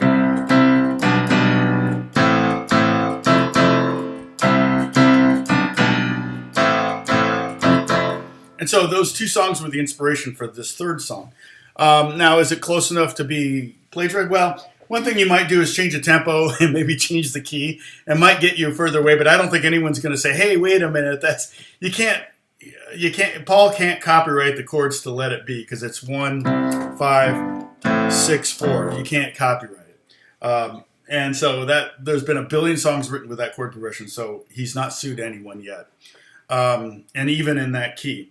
The Andrew Gold thing, that rhythm, again, bam, bam, bam, bam, he can't copyright a rhythm. He just can't. It's not, it's just not doable. So there's nothing there that...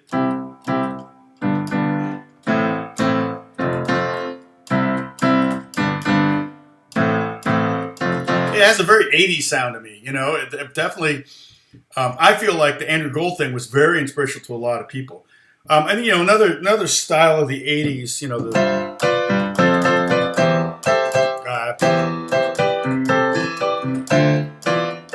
let's see.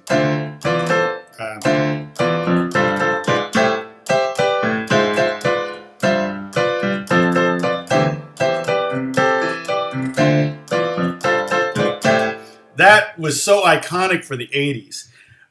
Great, Michael McDonald, and he was really into gospel music. So for him, that was just something that he was playing off of. And then they ended up doing like 4 or 5 songs like that. It's really funny. And so many songs of the 80s had that kind of groove to it. But nobody got sued over it. Let's see, David. What did David say? Oh. Been lurking here. Back in the day, I recorded in studios with some huge old analog tape machines. I was a sax player then, and now you can set up recording. Yeah, you can. Yeah, totally different. I mean, I was reminiscing about that back in the day. I mean, any money. I mean, gosh, my rent was $210 in LA. That was my rent when I first moved here, and it literally took me most of the month to earn that much, to pay my rent. So spending $300 on a reel. The Beatles are recording on. I think they were recording on 1/2-inch tape. They were doing 4-track. They never had an 8-track deck. I don't think. Maybe some of Abbey Road was recorded on an 8-track tape. And the reason they didn't have eight tracks in the Beach Boys did. The Beach Boys had 8 tracks. Is because there was a technology embargo in Britain, and they were not allowing any technology to be imported from outside the country. They were protecting their jobs. It was protectionism in Britain at the time that prevented the Beatles from having access to multi-track, which is funny because if they just gone to Paris, they could have recorded with 8 tracks. And I think even maybe in 1970 there was 16 tracks, so they potentially could have recorded on, or 12-track recorders. I'm not sure where it got to. So 1/2-inch tape is not nearly as expensive as 2-inch tape, but a 2-inch tape reel, it's 2 inches thick, and the reels are about this big. They're 12-inch reels, I think. At 30 IPS, which is 30 inches per second, which is the highest speed for reel-to-reel decks, you could record about 3 songs on there. It was about 15 minutes of music on a reel. And so, if you went down to 15 IPS, now you're sacrificing quality for more. So you could put 30 minutes of music on there. So we would do fixes and stuff. Look, the Beatles just kept every take. I mean, there's 150 takes of some songs. I can't remember which songs have the highest takes. I'm trying to think, but some of the songs had lots of takes. Hey Joe, it's a great song.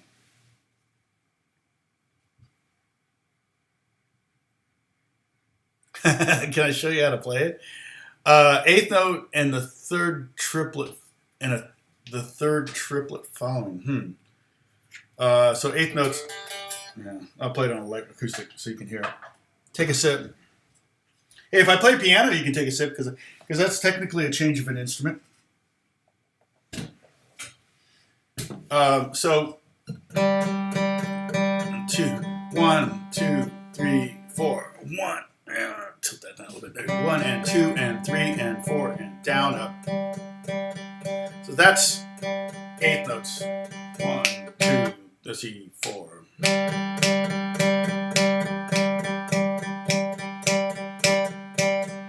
Okay, triplets are.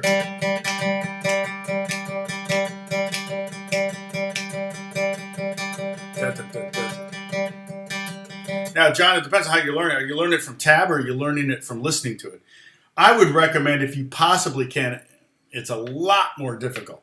A lot more difficult is to tab it out yourself. Huh? What? What did he just say? Yeah. It's old school because back when I was a kid learning guitar, there's no such thing as tab. You know, and even the music books, it's funny because they even talk about this in the Beatles documentary. It's like, oh, so often the melodies are wrong in these you know, piano chart things like that. You know, they would never write the guitar solo down. So if you want to learn the guitar solo, it would just say guitar solo and it would be blank, you know. So you had to figure out yourself. But yeah, you're probably more likely to figure it out if you kind of try to figure it out yourself. Maybe use the tab to determine where on the fretboard, because again, you know, you play the E here, here, here, here. I play that same E 5 different places on this guitar. So having at least the insight to know where most likely Jimi Hendrix played that E note or that note on the fretboard will be helpful and get you started. But like that triplet thing, so if we were to combine, I'm thinking you're asking.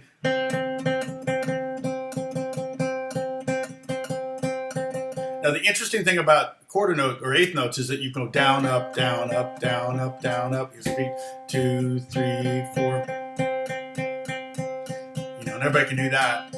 But the triplet, you're starting out with a downstroke and then you're going with, and at the end of the next beat starts with an upstroke because 1, 2, 3, 1, 2, 3, 4. 1, 2, 3, 2, 2, 3, 3, 2, 3, 4, 2, 3. Right? So I don't know what lick you're talking about in the song, but so if I combine those two elements, then I'm going to be down, up, and then down, up, down, and then I'm going to be up, down, up, down, up. So it's like having 5 over 4.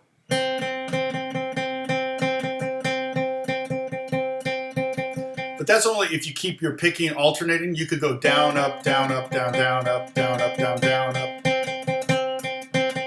Which may be very likely what he did, and that they're probably not notating pick direction in the tab. There's no real. You can show it. There's a notation for it, but they don't really go to that degree of precision in tab books, and so you kind of have to sit down and go, okay, does this sound like an upstroke or does this sound like a downstroke? And I don't know what section of the song you're talking about.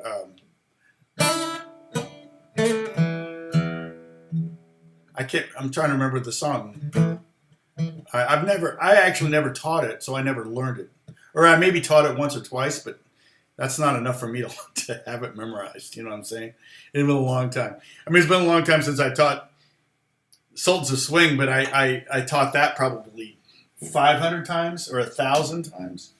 Stairway to Heaven, I probably taught 500 or 1,000 times through the years. So, Jake Starr, long time no see.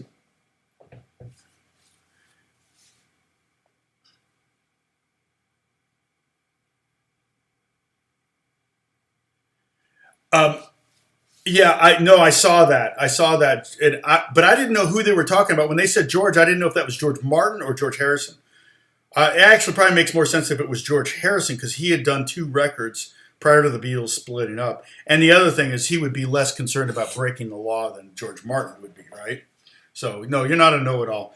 I did see that reference. That's why I was kind of saying I'm not sure if they had an 8-track back then, but they were lamenting the fact that and I think they said they were going to rent it or they could have it till May or whatever that meant. And, of course, this was being done in January, so it meant they could have the thing. But I don't know that they were using it, though, in the studio because the deck that was sitting there that Glenn Johns that they were using in the booth, I think, looked like a 1/4-inch tape. I mean, looked like 1/2-inch tape to me. And I'm not – I guess 8-track was on 1/2-inch tape. I don't know. But, yeah. I heard that reference too. It was very fleeting. It was very quick, and it went by very quick. But my ears perked up because I was like, "Oh, you know." And the thing is, 8-track is irrelevant almost when it came to Let It Be, because that was a live record. And what's amazing is that they did Sgt. Pepper's with a 4-track. That's amazing. Of course, keep in mind, they were slaving them together. But to slave them together, you lose a track. So I think they had 7 tracks maybe. But even then it was like, I don't know. I have books on that. I've read George Martin's book, All You Need Is Ears, like 3 times. I loaned it to somebody and never got it back. I have to maybe get another one. It's the George Martin book, All You Need Is Ears. It's kind of like the first third is his life before the Beatles. The middle third is the Beatles, and the last third is everything he did after the Beatles. I read the middle third like 3 times. I read the whole book once, but I didn't care about that stuff. I just wanted to know about the Beatles stuff. And he had some great stories in there, of course. He's, in my opinion, what I would consider, if there's a 5th Beatle, it would be George Martin. With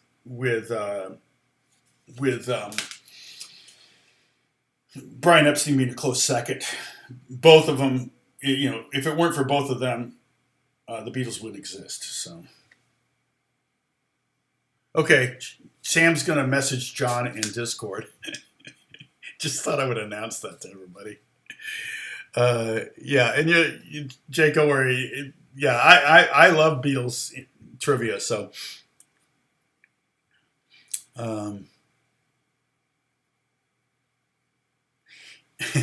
So let's see. Yeah, I saw David Lee Roth at my favorite restaurant in Pasadena multiple times, and he would always have a lot of food in front of him. It was after Van Halen, and he gained a lot of weight. He trimmed back, but boy, there was a period of time where he was just like he couldn't eat enough. And there was this place in Pasadena called Burger Continental. And it's funny because I started going there. It doesn't exist anymore, sadly. But it had the biggest menu. I mean, they had Mexican food and Greek food and burgers of all shapes and sizes and a salad bar. The first time I went there was with this girl with a bunch of people, but particularly on staff with Campus Crusade for Christ. And he knew that they were all in ministry, and he just assumed I was too, and I was, but I didn't work for Crusade. And so he gave me 10% off, and the owner always gave me 10% off. And then there was a time, that was shortly after I moved there to LA and lived just down the street from it. And then there was, being a poor musician and everything, he would give me, he said, just give me $1 and you can get a salad bar and chips and salsa and a Diet Coke for $1. So it would be all I could eat salad bar, chips and salsa and a Diet Coke for $1. And it was the first restaurant I ever went to that had refills. Like you take the cup back and they'd refill it. Like that had never been done prior to that. You always had to buy another Diet Coke if you were still thirsty. So, and so Burger Continental, and it eventually closed. I think part of it was a lot of competition in Pasadena because Pasadena became a real destination, and you started to get a lot of restaurants there. Also, people were more interested in healthy food, and this food was not healthy. I miss it, though. I mean, I would get that. I could taste it right now. I would get the teriyaki burger, and it would have like teriyaki sauce and Swiss cheese and pineapple on. Oh man, now I'm gonna have to make it for lunch. I may go to the burger joint around the corner and give them the recipe. But yeah, BC, we tried to go there on Easter, like, I don't know, it must have been 6-7 years ago. And it was, we show up and it was closed. And we're like, oh, you're kidding. And it was permanently closed. And they had a lot of problems with the health inspector. Let's put it that way. So ultimately that's why it closed. And they owned a lot of property. It's still there. I don't think anything's in its place. I don't know what's going on. It's valuable real estate, but they haven't done anything with it. But yeah, Burger Continental, I probably, ultimately, Alex was there when he was 3 days old. Jack was there when he was 3 days old. Emma was there when she was 3 days old. The other thing that was funny is at night, it was just like, they would have live music, sometimes Dixieland, they would have Middle Eastern music there. Sometimes the karaoke, which was later. like early on, they didn't have live music. It was pretty noisy there, and it was even worse when they put music there. So it was very loud. They had a real problem with pigeons everywhere. So they had like all these different ways of getting rid of pigeons. And I was like, yeah, you should close for a month and just shoot all the pigeons and let the blood just seep into everything. That'll keep the pigeons away. And then let's see, but the funny thing was, I forget that at lunchtime they would have belly dancers. And so, like, I'd schedule a lunch with a pastor or something like that there, and then we'd be sitting there in a belly dancer and be like, dancing in front of us, like, give her $1. I was like, oh my gosh, it was like funny. But David Lee Roth, went there. I saw him many, many times. Yeah, now you're craving a burger. Sorry about that, Derek. So there's my story. I haven't done story time in a long time.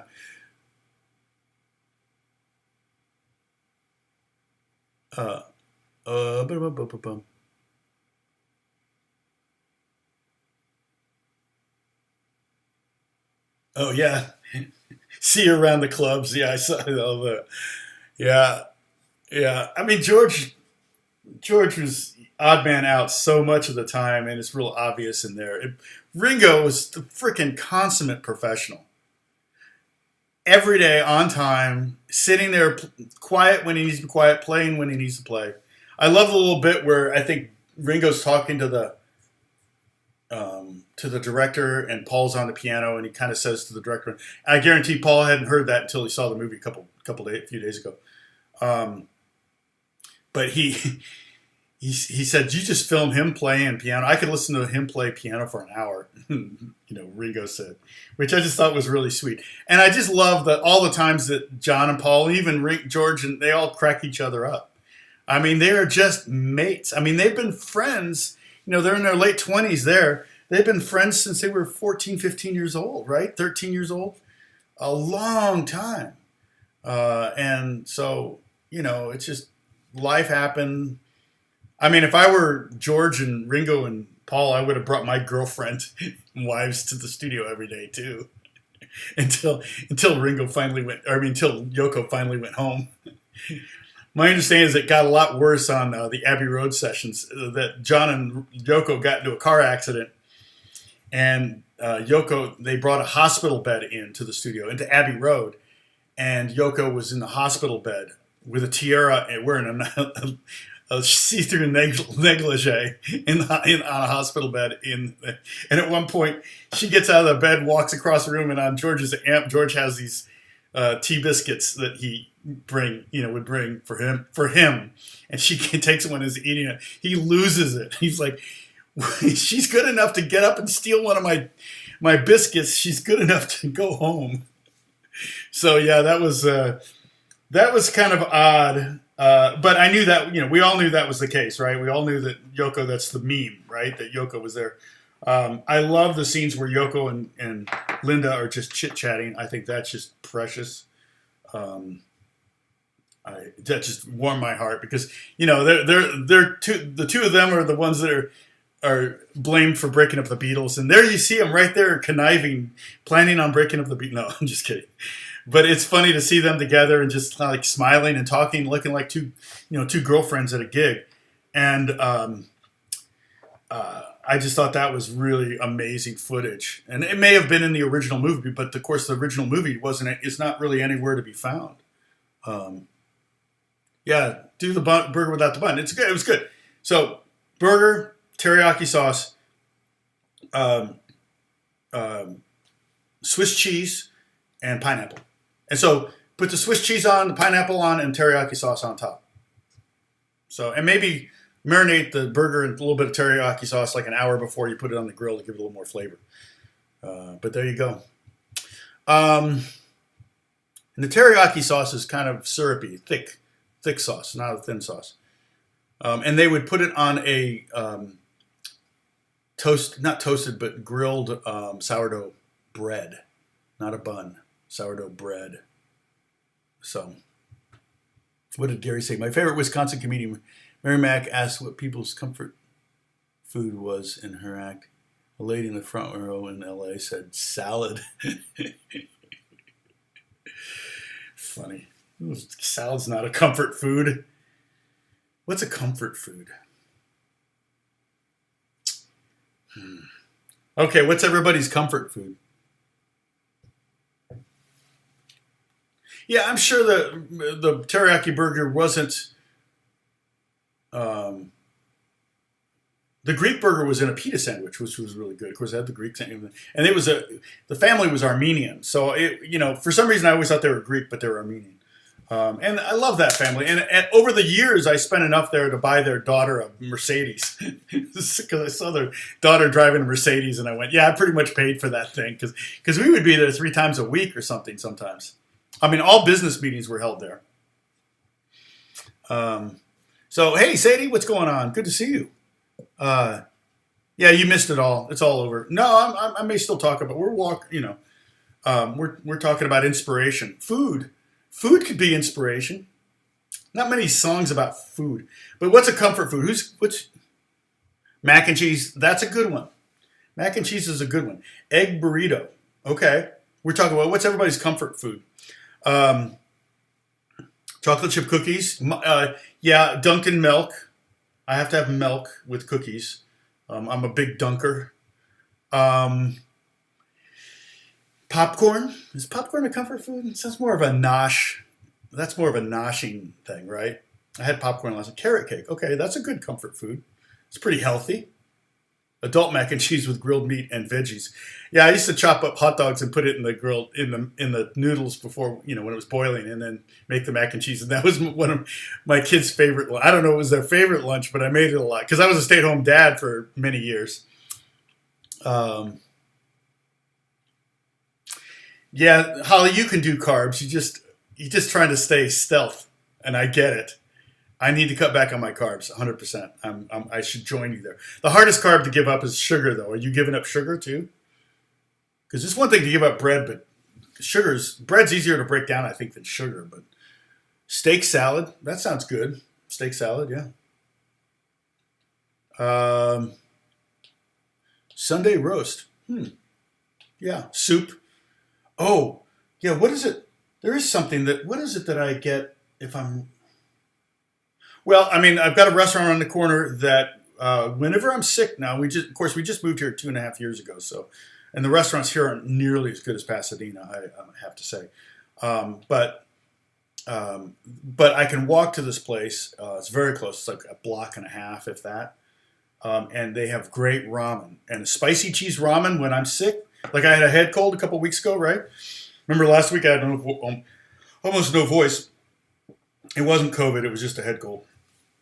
And I didn't have a fever or anything, but my throat was on fire. I had a sinus headache, and my throat was on fire, and a little bit of mucus on my tubes, but not much. But that's how I lost my voice. But that was salted roasted peanuts in the shell.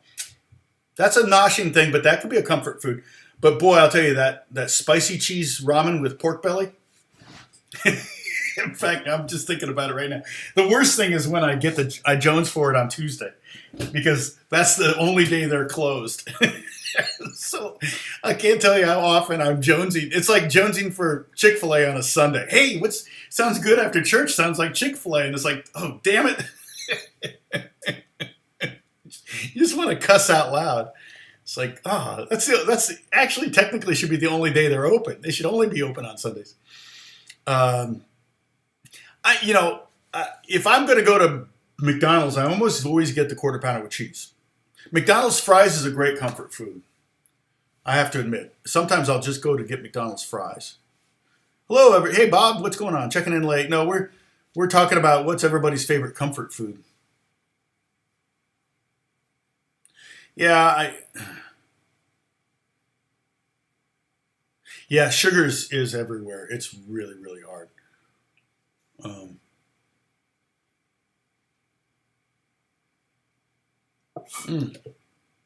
Well, you're from Linda Ross. Mexican food, yeah. There's definitely some good Mexican food around. That we have a place called Lola's right near us, and it's good, really good street tacos. Baja fish tacos is what I always get there. Same thing. I tend to get the same thing. It's like Burger Continental. I got that teriyaki burger almost every time I went. at a point. It's just because it sounded good. Oh yeah, Thai and Japanese, but yeah, and the drag about like sushi. I love sushi, but if you go without if you do sashimi, which is out without the rice, it's the same price, but you have to eat twice as much of it. So it's like you spend $100 on sashimi just to fill up your stomach. Yeah, pizza is definitely a comfort food. Sorry, sorry, Holly. So we're talking about inspiration. Let me see. Let me just kind of scroll through some of my songs here and see. Like I said, that one I was singing earlier called "And." This one, "Friends." Actually, this is one that I'm planning on re-recording. We've recorded it. I really like the hook on this one, but Beth sang this one and.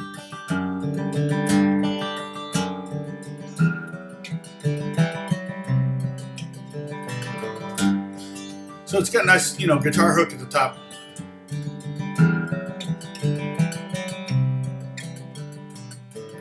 I know it's too high for me. I know what to do when I'm alone with you. Yeah, it's not my range.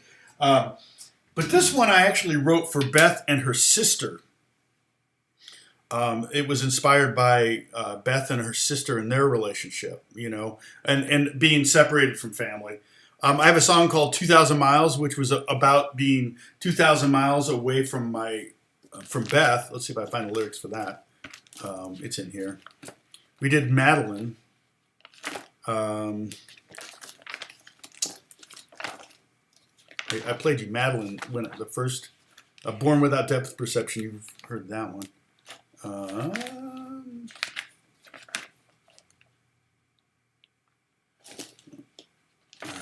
Yeah, 2000. We try to make plans. We try to tell ourselves we've got it all figured out. If you were to ask me then, I'd say I knew without a shadow of doubt. But then somewhere, something somehow kicked me in my surety. And from somewhere, something somehow whispered to my purity. How far is heaven? How far is heaven? 2,000 miles, 2,000 miles. So that was about being engaged and being 2,000 miles away from the person you want to be with all the time. And that was no fun. Goodbyes are never short enough to be forgotten or long enough to say you care. That's actually not a bad line. Goodbyes are never short enough to be forgotten or never long enough to say you care. My last forever, it seems, was spent reconciling why I left you standing there. In search of the perfect or near perfect memory, I didn't take into consideration what was truly supposed to be. How far is heaven? How far is heaven? That's a very personal song about having to take Beth to the airport and saying goodbye, and she gets on a plane and goes, she takes me to the airport. I hated that. I mean, we were engaged for 14 months, and 11 of those months we were separated because she was in Indiana and I was in California, and it just was no bueno. I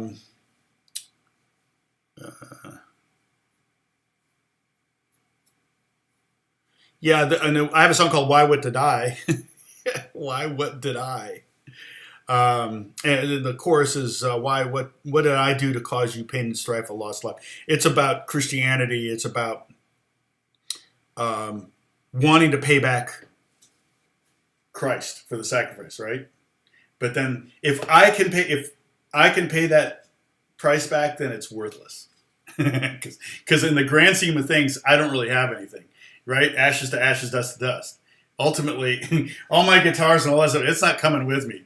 I could be Jeff Bezos is not taking his trillions with him, and neither is Elon Musk. They don't get to take that with them. So it's like if I could pay back the sacrifice, then that basically means the sacrifice is worthless. So I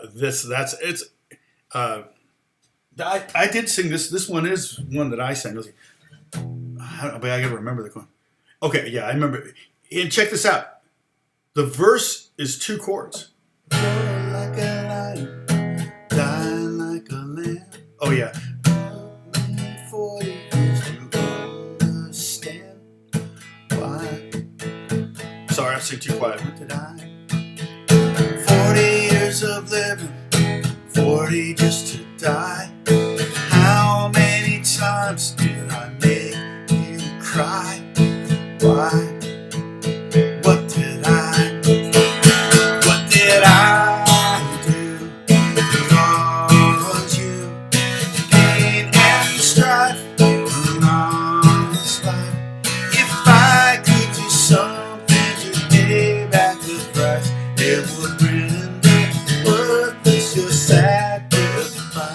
Boy, and I'll tell you what.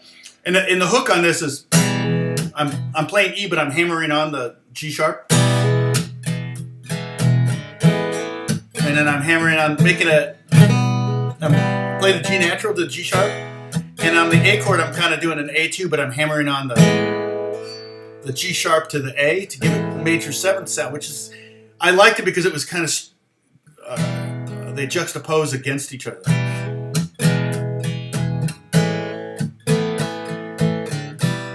Tom started cooking too. No, if you want, go see my friend Byron Talbot. You look up Byron Talbot on YouTube, and he's a really good cook. And his wife is the one that got me into YouTube, Rachel Talbot. She's got over like 1.2 million subscribers. He's got like 1.5 or something. All right. So, but I feel like that's a hook-ish, and that's what inspired this. Okay, so we're talking about inspiration. Roar like a lion, die like a lamb. That's a Christ reference. It took me 40 years to understand why. What did I? 40 years of living, 40 just to die. How many times did I make you cry? Why? What did I? Kind of like I'm playing the role of a person who's like, what did I do? You know, it's kind of like that. It's like, what? You know, I didn't do anything. He's like, yeah, you want to bet? And so it's like, what did I do to cause you? So right there, do to cause you. Very simple melody at first, right? What did I, G sharp, do, A, E, over the A, to cause E over the E, U, B, F sharp over the B. Pain and strife. Interesting there, I went to the B, pain and strife, and played the A, sang the A over the, the B over the A chord. A lost life, same melody there. So what did I do to cause you pain and strife, lost life? And then I get more complicated minute. If I pay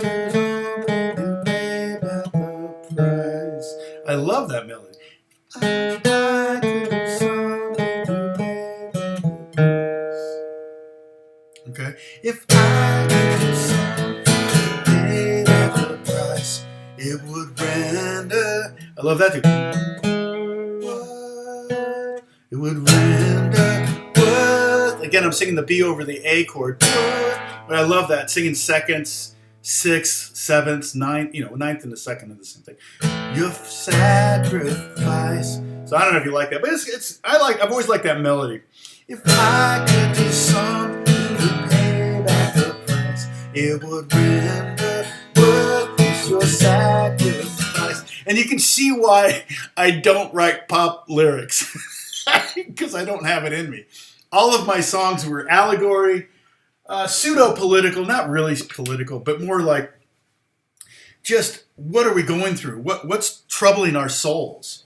That's what I Was Born Without Depth Perception is really about, that, tortured souls. And the fact that so many creative people, John Lennon's a perfect example, in my opinion, had tortured souls. And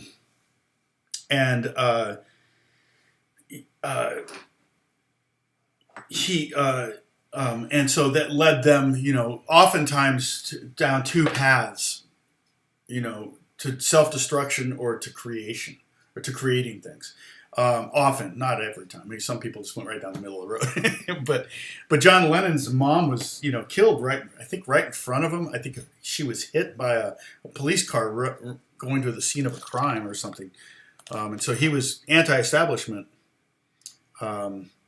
Here's another one. This one is so again, I'm looking through songs that I've written.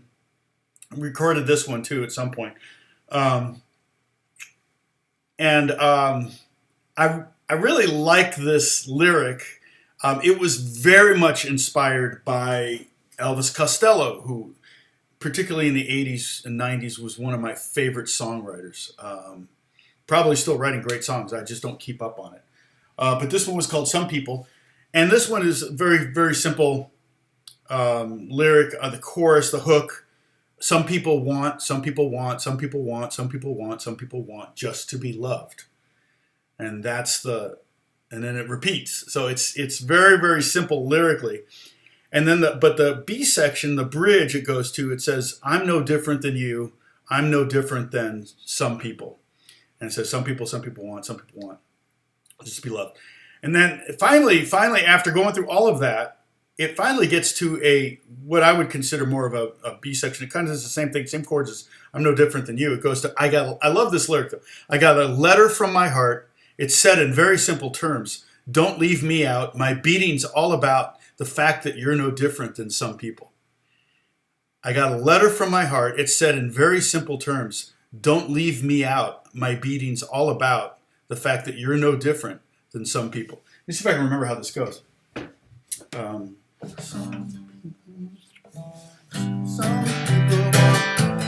people want, some people want, some people want, some people want just to be loved. Beatlesy too.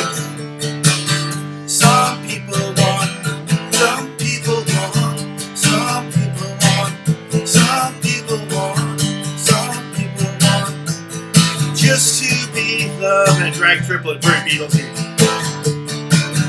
I'm no different than you.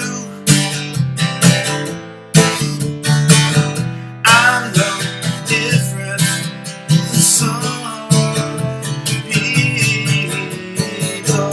Some people want, some people want, some people want, some people want, some people want just to be loved. And it goes again.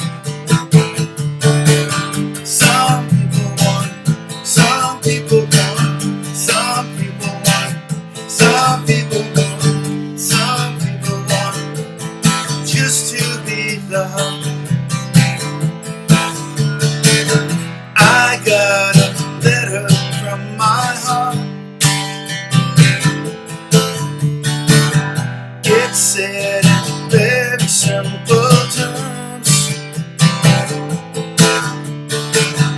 don't leave me out.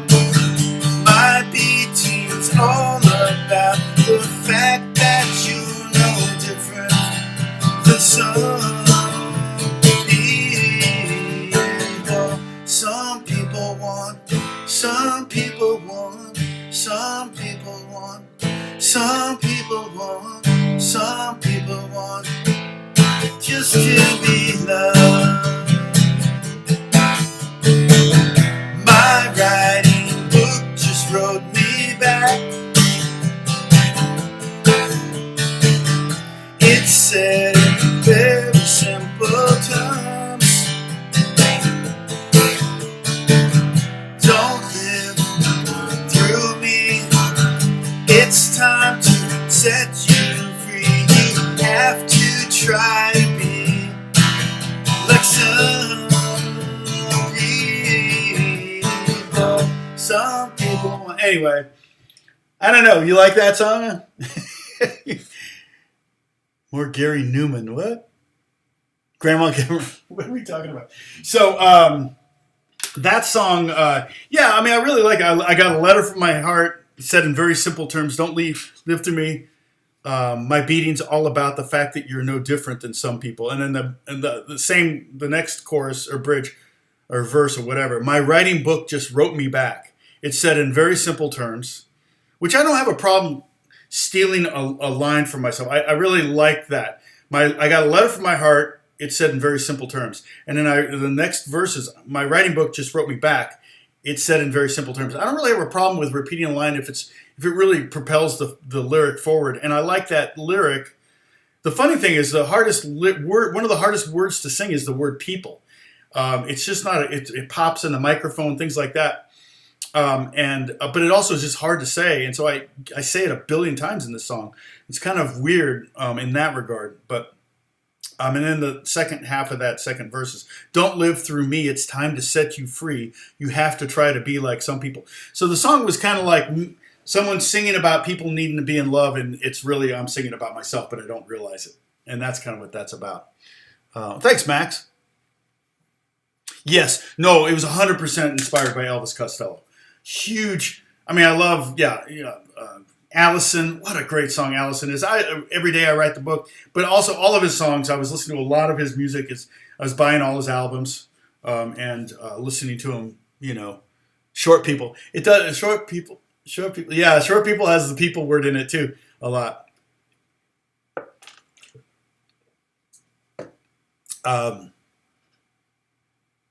So that was the reason. That was the inspiration for that. Clearly, I told you about the song Hope Ann that I wrote.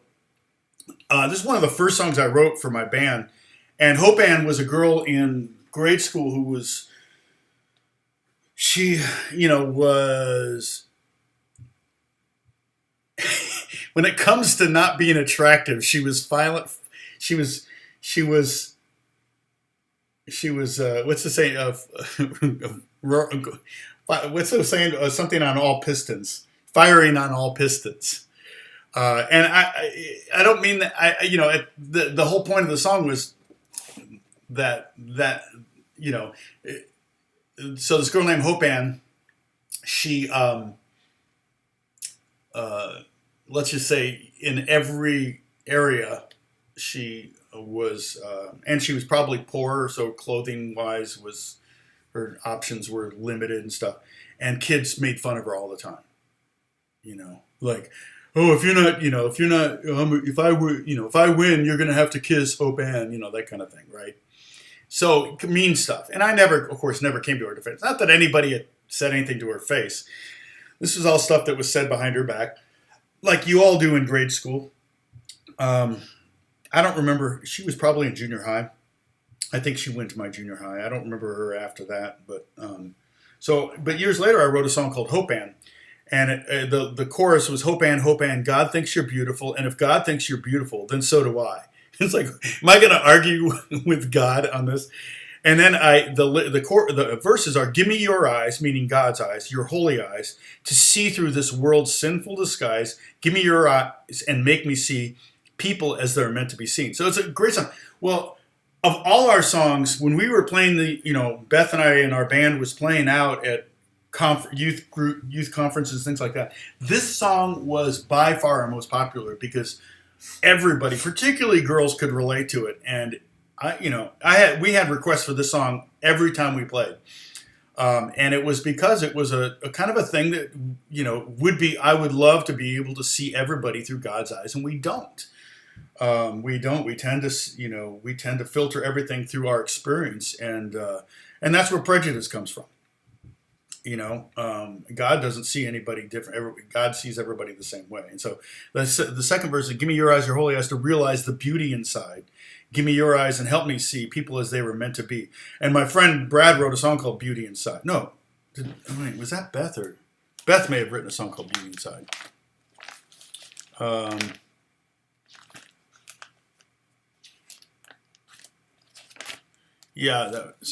was Beth. Oh, and Beth and Brad wrote it. Yeah. So Beth wrote the lyric and Brad wrote the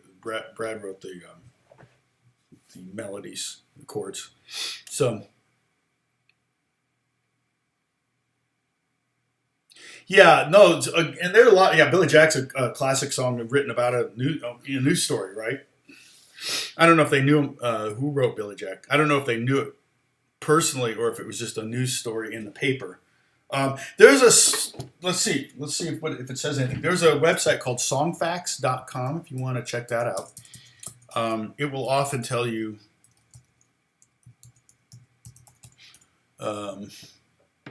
Billy Jack. Was that the name of the song? That wasn't the name of the song. That was the name of the movie, right?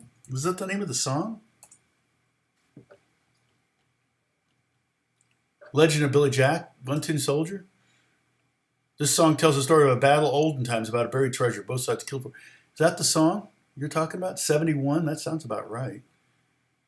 Message is, human greed and violence is futile. One Tin Soldier is a miniature toy soldier.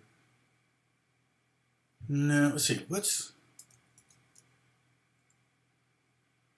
There was a movie, right? Called Billy Jack. I mean, we're studying together. We're studying inspiration. What? Okay, so 71, same year as that song. So go to IMDb, Billy Jack, scroll down to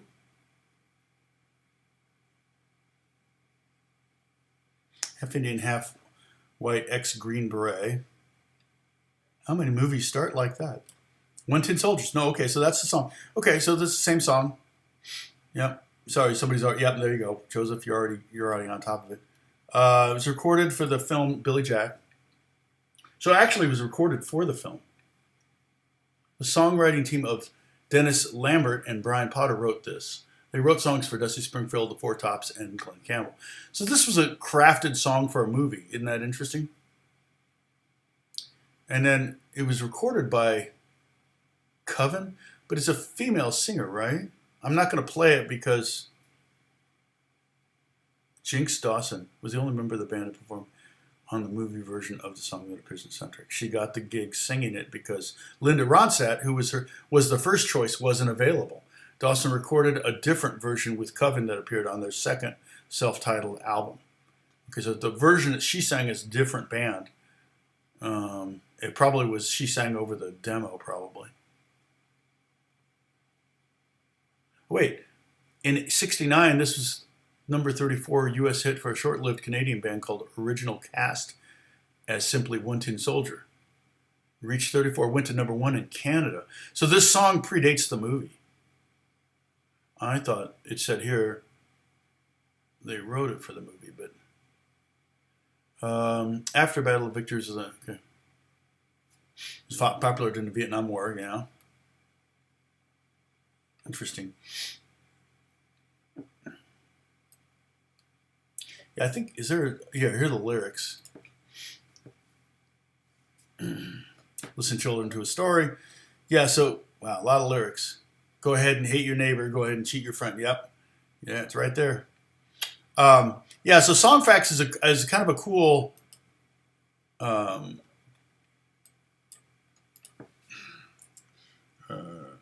place to see, you know, and oftentimes it will tell you, you know, who wrote it, all that kind of stuff. It will tell you, you know, if there's a story behind it that is known. It talked about interviews. It's funny because Yellow Raincoats talked about in there, and they actually link to videos where I talk about time-stamped videos where I talk about writing the song with Justin. So it's funny. Ode to Billy Joe. Probably not. Yeah, let's look up that one. That's a good one. Ode to Billy Joe. That's the one I was thinking of, Barry. When I think of Billy Jack, that's the one I was, Billy Joe. And that also, yeah, Bobby Gentry. This song tells the story of fictional Billy Joe McAllister. That went on to be, they made a movie about the Tallahatchie Bridge. That's right. Who kills himself by jumping off the Tallahatchie Bridge. There really is a Tallahatchie Bridge in Money, Mississippi, but Gentry made up the story. So she wrote the song, I guess, or at least the top line.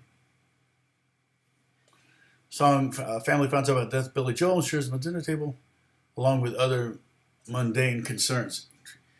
Message of the, she explained the message of the song revolves around the nonchalant way family talks about the suicide. The song is a study in unconscious cruelty.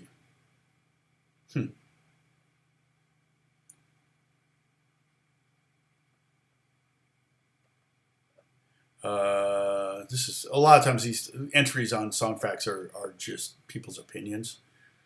I like it when they quote the artist or the writer or something, but yeah.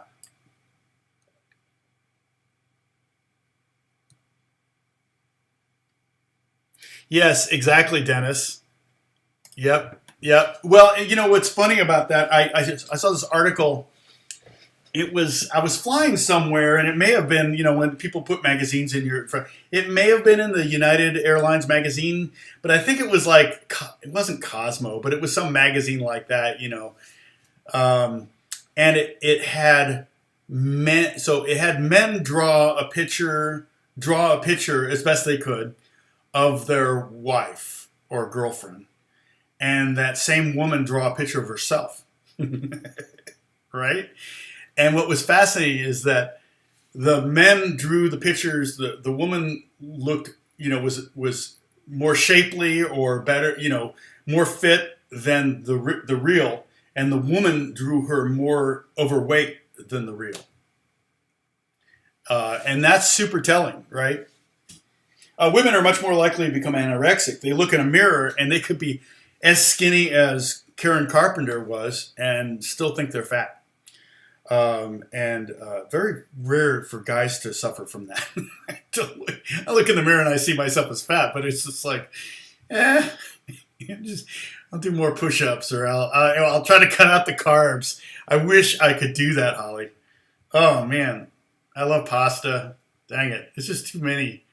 It's too different. It's just too hard. And then you go to France and they're skinny and all they eat is cheese, bread, and wine. I mean, maybe there's a diet in there. I know the Mediterranean diet is nuts, right? And wine. You can do that, but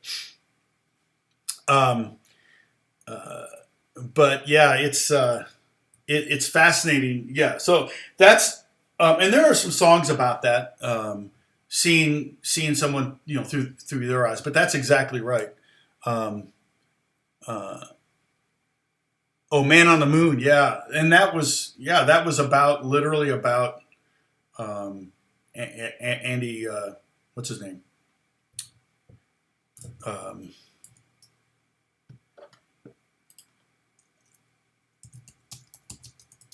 It's an interesting movie too with Jim Carrey. Andy Kaufman, yeah. Everybody's yelling Andy Kaufman at the screen.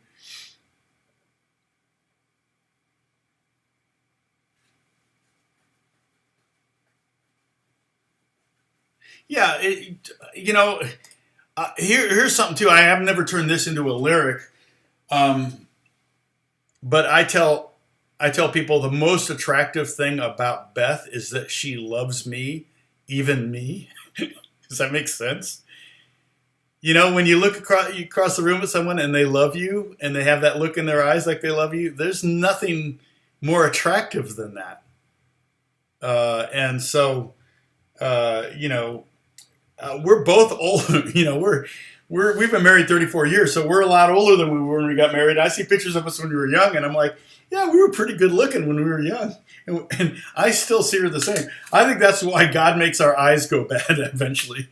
She looks the same to me. I still see the same person in her that I did when we met, which is, I think, one of the blessings of being with someone all your life. I think, it's weird. I've got friends whose wives are half their age. And I'm like, they've only known you old.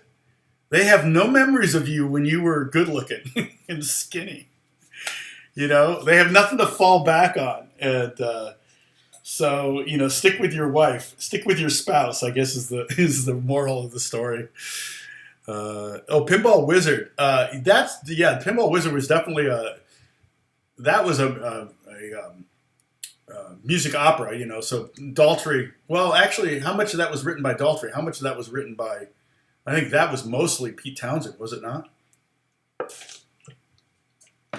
In fact, I think Pete Townsend wrote a lot of lyrics for, I don't know what Daltrey did. Yeah, no, Andy Kaufman was genius. He hated doing Taxi. He hated doing that show. This was a song inspired by the late comedian Andy Kaufman. When he was a teenager, R.E.M. lead singer Michael Stipe saw Kaufman on Saturday Night Live and has cited him as a huge influence ever since. Yeah, I remember Kaufman on SNL, and he would put the record on and Mighty Mouse. It was Mighty Mouse, save the day, And it was like, it was performance art. He was a performance artist, like Laurie Anderson. He was a performance artist, and not really a comedian per se, or not an actor per se. But yeah, it's people in the things mentioned in the song Mott the Hoople, Life, Monopoly, Twister, Risk, Checkers, Chess, 21. It's Elvis Presley. Yeah, he had his own Elvis Presley, you know.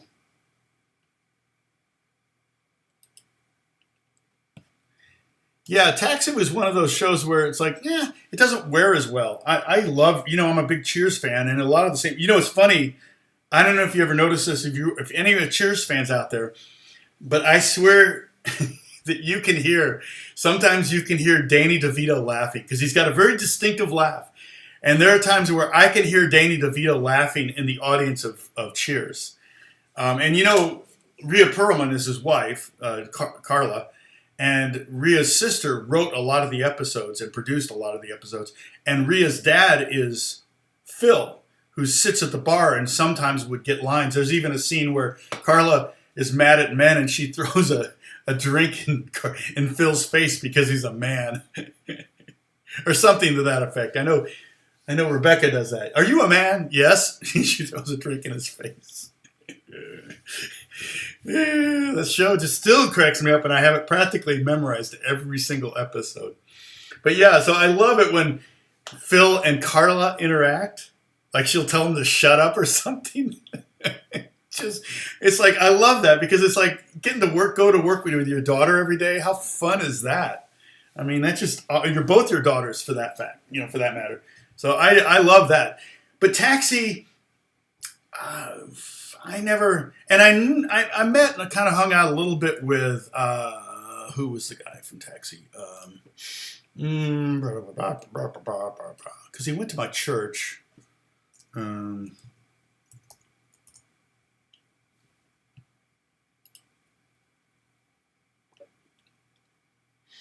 think of his name. Weird, he's not in that photo. Jeff Conaway. So he didn't do all the episodes, I guess. Yeah, he must have come in later. But Jeff Conaway, Bobby Wheeler, went to my church. He died. Yeah, he died at 60. Yeah, he just struggled with addiction his whole life.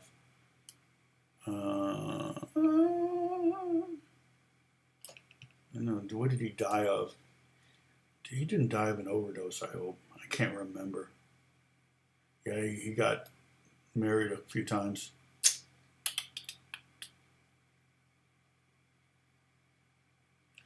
But yeah, I did this show. He hosted a show that I worked on at church one time. So we got to hang out a little bit, but not that much.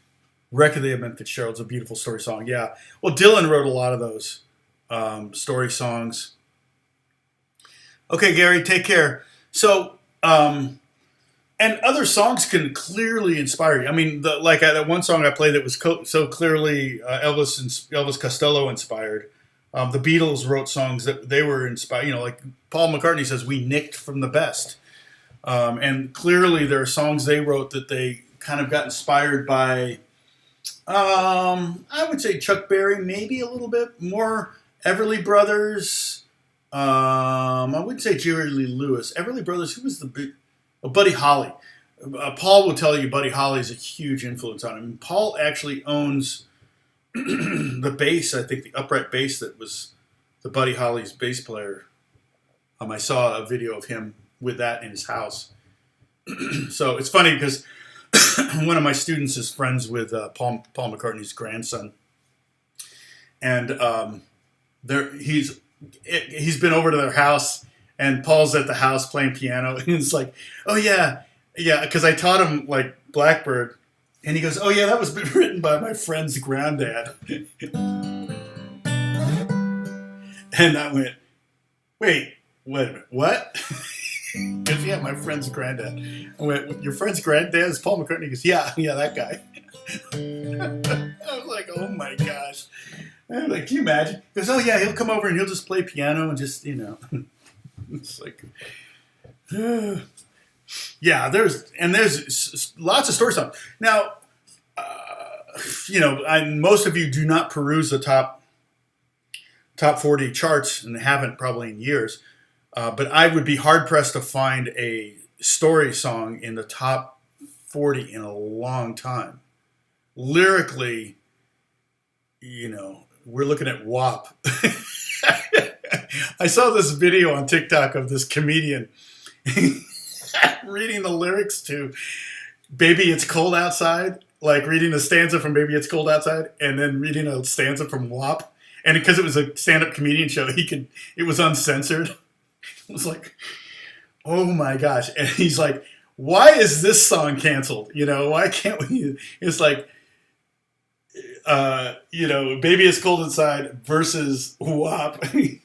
One's the #1 hit. The other one's not allowed to be played on the radio anymore. I'm like, wait, what? So lyrically, so much of music is just about love. And I've always told young songwriters, if you can find a new way to say I love you, then it's worth $1 million.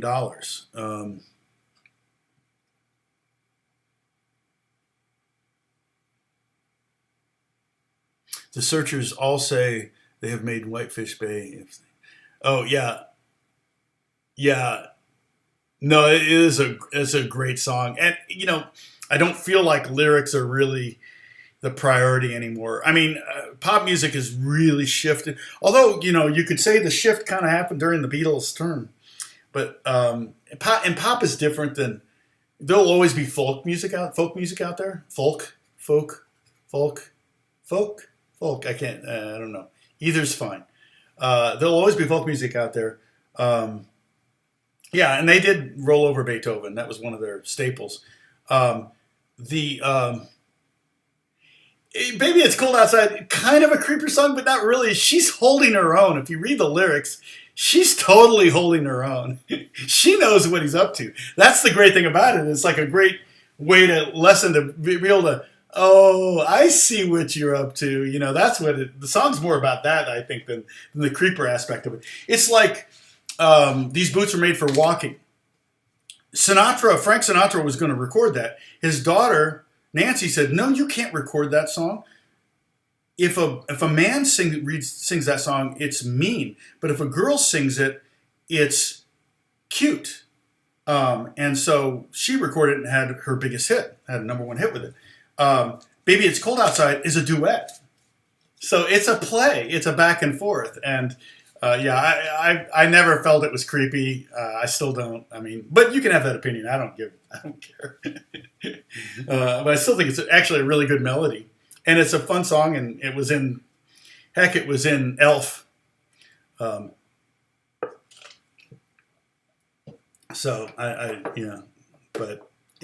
there are creeper songs. Every Breath You Take is a creeper song. That's creepy. That song should be banned.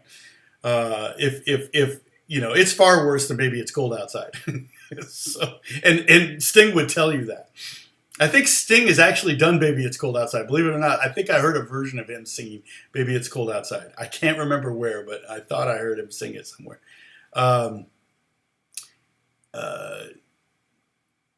But yeah, I think of Baby It's Cold Outside as a woman's empowerment song because she totally gets hip to it, And it gives women lots of good excuses. It's like, oh, I got to get home. My parents are worried. My sister's going to wonder, all that. It's pretty funny. But, don't have to put it on your playlist. Let's put it that way. So it's hard to find lyrics that are about even politics. I mean, that was a very common thing in the late 60s, early 70s. You don't really see that. Sting. That's why he wrote "If You Love Somebody, Set Them Free." Was an antidote to "Every Breath You Take." But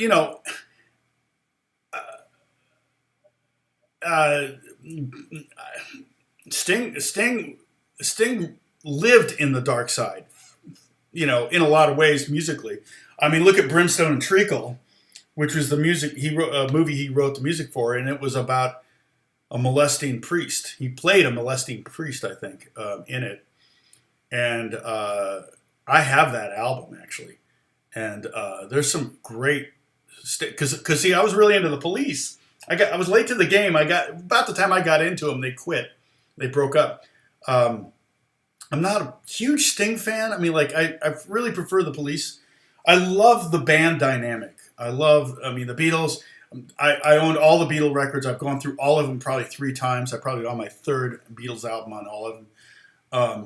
And Sting, but Sting, I like never really got into his solo stuff. I never got into the solo Beatle records. I own Imagine. That's the only Beatles record post Beatles that I own. I actually am going to do some listening to All Things Must Pass because I've got some friends that think it's the best post Beatles record, and probably is because it's 3 albums, so it's got the most material, and it's a bunch of stuff that George had been either sitting on or the Beatles didn't record. So it's probably kind of the most Beatles records other than the Beatles there is, and I really do think that while John and Paul kind of rested on their laurels as songwriters, George was growing because he was definitely the weaker songwriter in the first couple records. But then he sat and tutored himself in front of the best, and then he became a very good songwriter. I mean, the songs that he did, even "I Mean Mine," I think is a really good song. But the songs he did on the later Beatle records, while my guitar gently weeps. Here Comes the Sun. I mean, there's some great. Tomorrow Never Knows. That's not? Is that? I always think of it as being a George song because of the sitar, but that doesn't necessarily mean it is. They were all into sitar in that era. But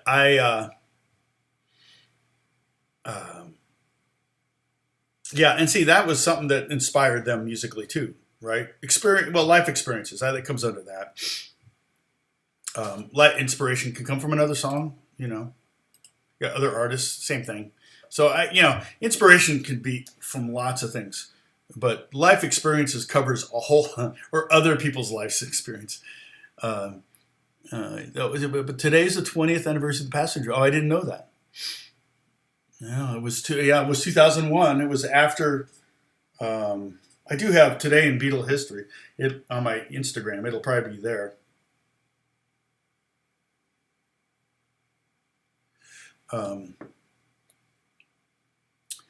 Let's see.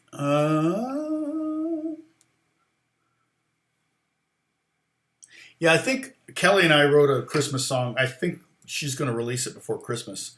We'll see. I got to get it mixed, but I really like the piano playing I did on it. I can play rather than actually play it on the piano. Although I can.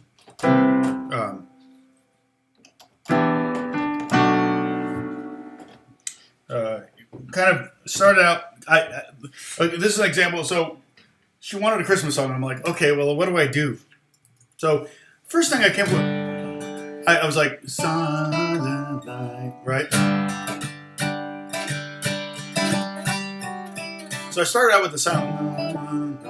Because like I said, there's no such thing as a Christmas melody, but there are melodies associated with Christmas.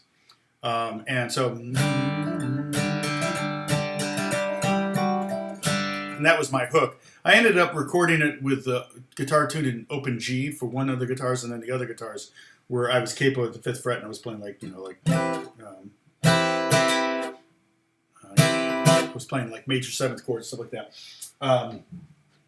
And then on piano, it was like, how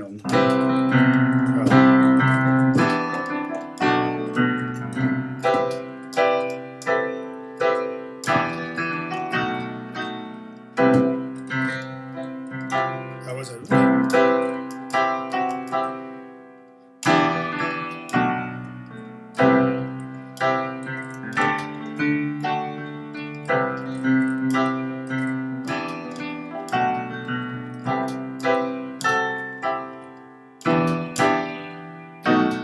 Love going to that B7 there. I love, one of the things I like to do when I'm writing chords is surprise chords.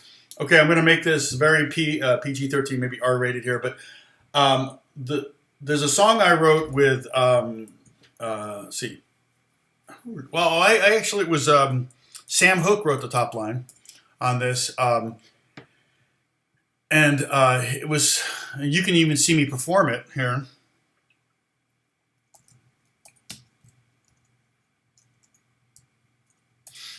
with the artist.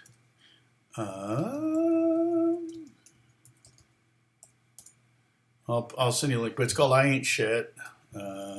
There's my PG-13 rating now. Oops. Here we go. No. Okay, I'm going to have to mute. Oops, mute. Click on it. And this one, so what I did here was, one of the things I did was, it's a pretty basic chord progression, but then at one point, instead of going to the minor chord, I went to the major chord. I'm trying to remember. Originally, now this one I'm capable at the, I've had somebody ask me to do a tutorial. Originally, I recorded it at the 6th fret, but actually for the video we did, he needed it higher.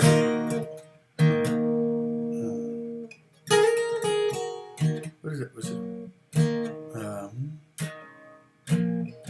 I can't remember the chord progression offhand. But I go to the major chord, and so that's kind of, I like that, what I call a money chord. It's just like this chord that's like comes out of nowhere and surprise. Okay, that interview, somebody mentioned it, the Sting with Beato. The very first thing they said is something I agree with, and we've talked about it all the time. And that music should have an element of surprise. He goes, if something doesn't surprise me in the first 8 measures, I'm going to change channels, or I'm going to go to the next song. And Bach would do that. They talk about Bach, and Bach was a huge influence on both him and the guitar player. I can't think of his name. But anyway, and Bach, his inventions and all the fugues and all that stuff, they would take you in a, not where you think it's going to go. And it's like, now you hear a melody, you go, oh, that's Bach. But at the time, it was like, whoa, what did you just do? And that's what you want to do. And so that's what I did with this chord. It's like, oops. I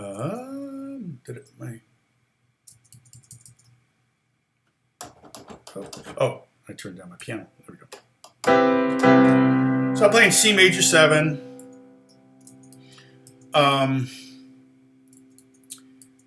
Sorry. There we go. C major 7. And it goes to E minor 7. And I wrote this on guitar originally. And then B minor 7.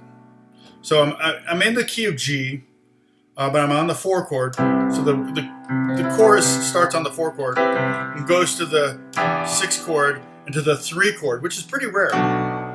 3 chord of the 1, 2, 3, 4, 5, and 6 is the least likely chord, the 3 chord. But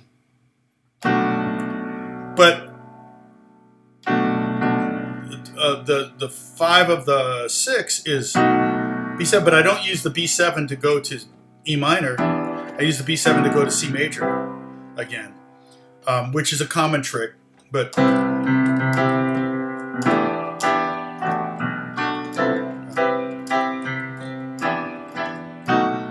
and it gives it a leading quality, and it also comes out of nowhere.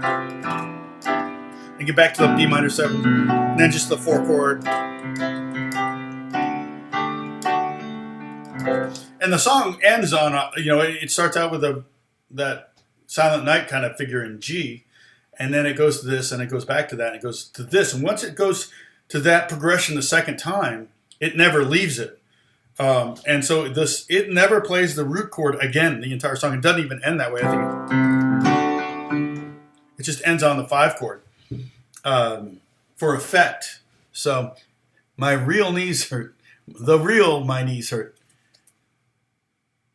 No, Beethoven was deaf, but not until late in his life. It was because his father boxed his ears. Awful. I would never have boxed Alex's ears.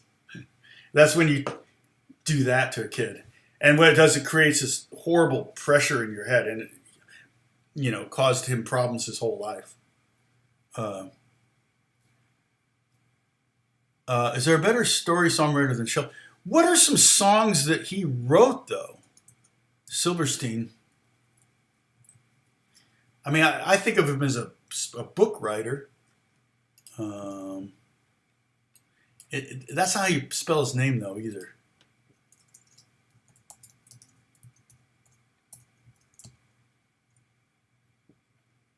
Oh, it's 1 L.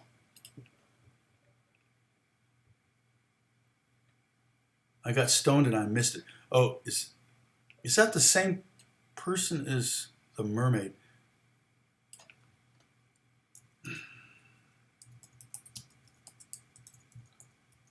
Is that the same person that wrote books? Am I getting them mixed up? Yeah, he's a writer. The Giving Tree, yeah. No, that's who I'm thinking of. I didn't realize he was an artist. Let me see. I'm looking at his Wikipedia right now.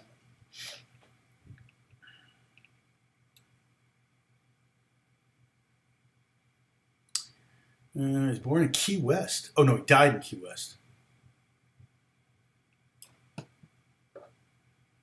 99. A heart attack. A boy named Sue, right. I forgot. That was him. Did he record it, or was he? Johnny Cash, yeah.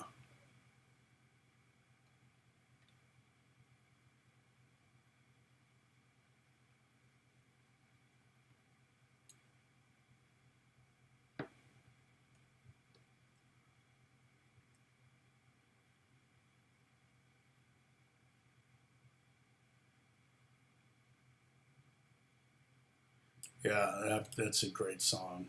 It's true. That's a very good song. What other songs did he write, though? And for his song, I'm Checking Out from the film. Yeah, but who recorded that? No. Oh, it doesn't. Okay. Oh, that is a link. Well, but it's a link to the wrong thing. Huh. So, yeah, I don't know the song I'm checking out. I might know if I heard it. Let's see. Music. So,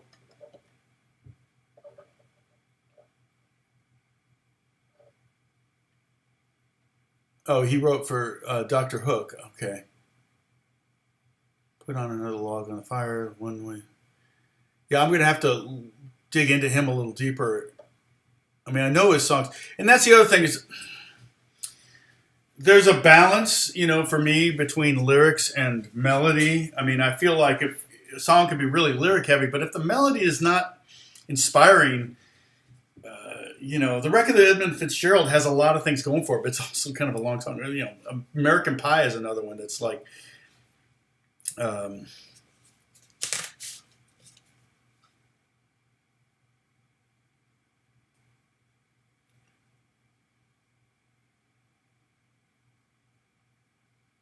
classical music causes your anxiety. Yeah, don't listen to 12-tone music then. Okay, yeah, I'll look it up a little bit. I actually need to do some research and listen to All Things Must Pass. I've never listened to that whole album, so I'm going to be doing that in the next few days. And yeah, everybody pulls inspiration from different places. So I could probably, as far as like the Beatles, Paul McCartney or whatever, you could probably go, okay, Paul, you could go song by song and go, well, Paul got from this experience, whatever. John was more likely to write about personal experiences, I find. Paul was more interested in just writing a catchy song. And for both of them, I think lyrics were almost pseudo-irrelevant at times. Not always, but at times. Maxwell Silver Hammer, even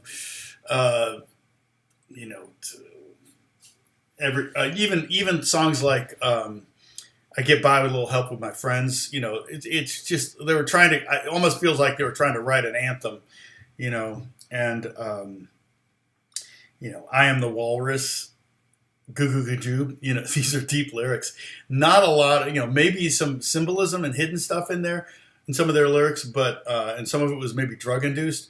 Some of it was just filling in lyrics. Who was it that, Brian Eno will just, and other artists do this. We talked about this before. Somebody said something that somebody else did this, but maybe Peter Gabriel does this too. But they will literally, when they're writing the song, they'll sing nonsense, like just syllable, whatever syllable works best with the melody, and then they'll write words that sound the most like those syllables. So really, they let the melody inspire the embouchure, or the sounds out of your mouth, and then they use that to inspire or to find the lyrics, and therefore you would end up with lyrics that are oftentimes nonsensical, but they fit really well with that melody and that harmony and everything. So yeah, there's a million ways, you know, you can do it. Number nine.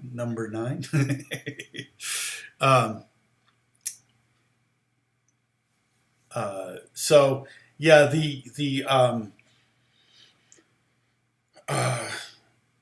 yeah, so that's definitely, you know, where we're going to. So now next week, I'm probably going to, we'll get off the inspiration thing, and we may talk about grooves, or we may talk about, I don't know what we're going to talk about, but it could be a lot of different things. We haven't really talked about creating melodies, although I did describe on some of the stuff. Melody is kind of one of those things, it's almost comes from here, hard to explain, and sometimes it comes from here, and oftentimes if it comes from here, you may be plagiarizing, so you have to be careful. That's why when I played you the question mark song, I said, did I steal this melody? Because it sounds so done before.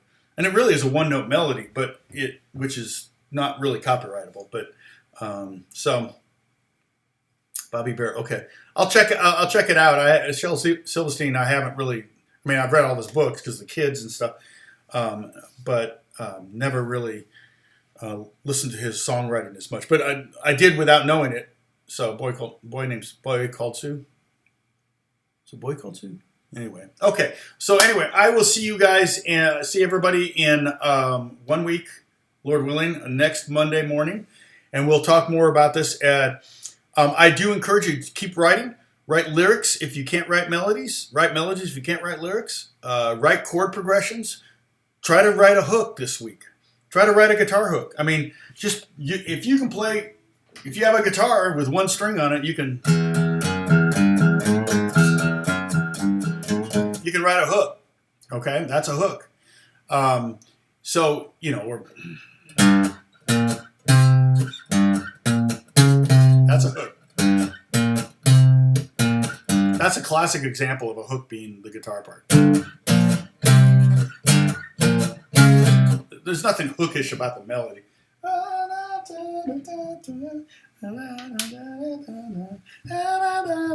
It's kind of a boring melody. That's